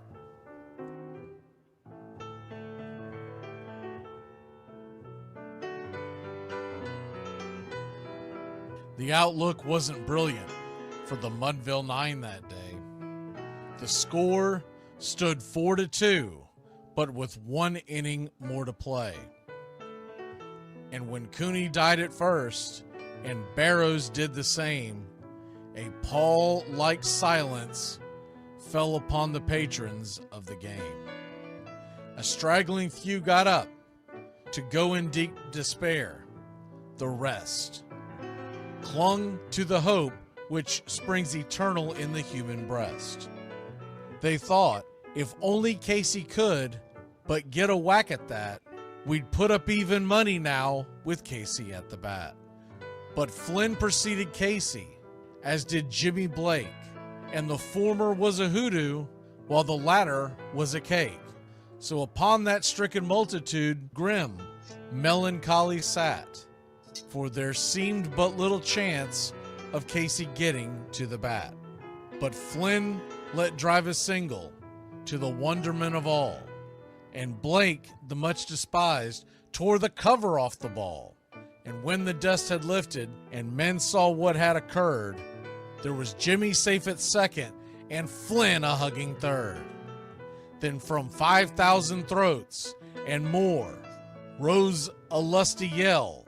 It rumbled through the valley, it rattled in the dell. It pounded on the mountain and recoiled upon the flat, for Casey, mighty Casey, was advancing to the bat. There was ease in Casey's manner as he stepped into his place. There was pride in Casey's bearing, and a smile lit Casey's face. And when responding to the cheers, he lightly doffed his hat. No stranger in the crowd could doubt 'twas Casey at the bat. 10,000 eyes were on him as he rubbed his hands with dirt. 5,000 tongues applauded when he wiped them on his shirt. Then while the writhing pitcher ground the ball into his hip, defiance flashed in Casey's eye, a sneer cooled Casey's lip. And now the leather-covered sphere came hurtling through the air, and Casey stood a-watching it in a haughty grandeur there. Closed by the sturdy batsman, the ball unheeded sped. That ain't my style, said Casey. Strike one, the umpire said. From the benches black with people, there went up a muffled roar, like the beating of a storm waves on a stern and distant shore. Kill him! Kill the umpire! Shouted someone on the stand, and it's likely they'd have killed him had not Casey raised his hand. With a smile of Christian charity, great Casey's visage shone. He stilled the rising tumult, he bade the game go on. He signaled to the pitcher, and once more the dun sphere flew. But Casey ignored it, and the umpire said, "Strike two!" "Fraud!" cried the maddened thousands, and echoed answered, "Fraud!" But one scornful look from Casey, and the audience was awed. They saw his face grow stern and cold. They saw his muscles strain, and they knew that Casey wouldn't let that ball go by again. The sneer is from Casey's lip. His teeth are clenched in hate. He pounds with cruel violence his bat upon the plate. And now the pitcher holds the ball, and now he lets it go, and now the air is shattered by the force of Casey's blow. Oh, somewhere in the favored land, the sun is shining bright. The band is playing somewhere, and somewhere hearts are light. And somewhere men are laughing, and somewhere children shout. But there is no joy in Mudville. Mighty Casey has struck out. Casey at the Bat, Ernest Lawrence Thayer, published June 3rd, 1888. San Francisco Examiner.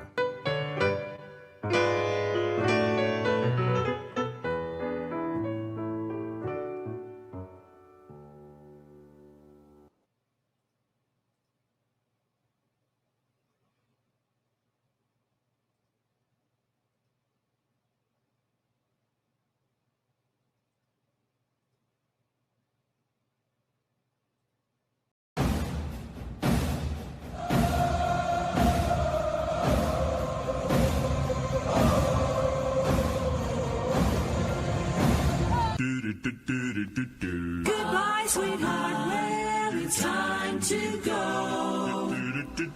We're back tomorrow with another show. Well, unless we're fired, we're tired. Goodbye, sweetheart. Goodbye. Goodbye. Guys and gals, it's time to go. We'll see you on the next show. Same bat time, same bat channel. It's closing time, y'all. You don't have to go home, but you can't stay here. Have a great one. On your way out, please like and subscribe, and don't forget to tip your favorite bartender. We'll see you. I'm Mac McGee, signing off for Braves Country Radio.